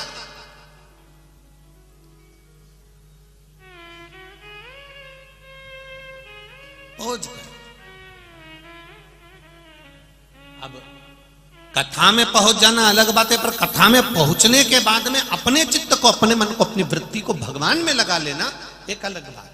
अपने मन को भगवान की भक्ति में लगाना। खाली न जाता कोई दर से तुम्हारे, खाली न जाता कोई दर से तुम्हारे, मैं भी खड़ा हूँ नन्ही बाहें पसारे, मैं भी खड़ा हूँ नन्ही बाहें पसारे, अपने हृदय से लगा लो, लगा लो, गिरा जा रहा हूँ, उठा लो, उठा लो, भोले अपने डर से अब तो न टालो, गिरा जा रहा हूँ, उठा लो, उठा लो, गिरा जा रहा हूँ, उठा लो, उठा लो। महाराज, कुछ पूर्व का पुण्य था, इसलिए देवराज मंदिर तक पहुंच गया। पूर्व का पुण्य था। और जितने लोग यहां बैठे हैं, आज घर जाते जाते अपना अंदाजा लगा कर जाना कि मैंने पूर्व में कौन सा पुण्य करा था, भगवान जाने मैंने कौन सा अच्छा काम करा था, जो आज मालेगांव में मैं कथा सुनने चली गई। आज मैंने पंडाल में बैठकर, आज मैंने इस भव्य पंडाल में बैठकर, मालेगांव की इस पवित्र धरा पर बैठकर मैंने कथा सुनी, मेरा पुण्य कौन सा अच्छा था। और दादा भाऊ भूसे जी से भी मैं निमंत्रण कहूंगा, निवेदन करूंगा, उनकी धर्म पत्नी से भी निवेदन करूंगा, आप भी विचार करना कि हमारे पूर्व का कौन सा पुण्य था जो आज हमने शिव महापुराण की कथा का आयोजन करवाया। पूर्व का पुण्य, अर्जित पुण्य, संचित पुण्य, पूर्व का संचित पुण्य हमारा प्रबल हुआ तो हम यहाँ पहुंचे। रिक्शे में बैठकर जब घर जाओ, ऑटो में बैठ के घर जाओ, बस में बैठकर घर जाओ, गाड़ी में बैठ के घर जाओ, पति लेने आए, पत्नी, कोई भी घर का व्यक्ति लेने आए तो उसको एक बार तो जरूर कहना कि मैंने कौन सा पूर्व में अच्छा कार्य किया था जो आज मेरे को कथा सुनने को मिल गई। आज मैंने कथा सुनी, आज मेरे पूर्व का मेरा पुण्य आज प्रबल हुआ है। जैसे पुण्य की गुल्लक भराती है, गुल्लक फूटती है, तब कोई अच्छा अच्छा गिफ्ट आता है, घर के बच्चे गुल्लक फोड़कर गिफ्ट लाते हैं और पुण्य की गुल्लक जब फूटती है तब जाकर शिव महापुराण की कथा श्रवण करने का सौभाग्य मिलता है। पुण्य प्रबल। देवराज का कौन सा पुण्य था जो देवराज शंकर जी के मंदिर पहुंच गया? जब इतना बड़ा पापी था, चोरी करता था, वेश्यावृत्ति करता था, जुआ खेलता था, मांसाहार करता था, मदिरापान करता था, फिर ये सब पुण्य कौन सा था?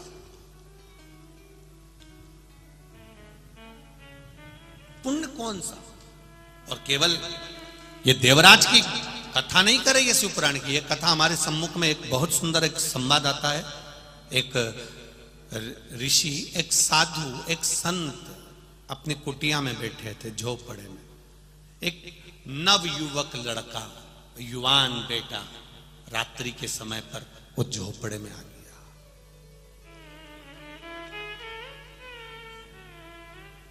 युवान बेटा उस झोपड़े में आया, संत को देखा, साधु को देखा, गुरुजी को देखा, तो जुवान बेटे ने, उस जवान नवयुवक लड़के ने हाथ जोड़कर कहा, गुरुदेव, गुरुवर,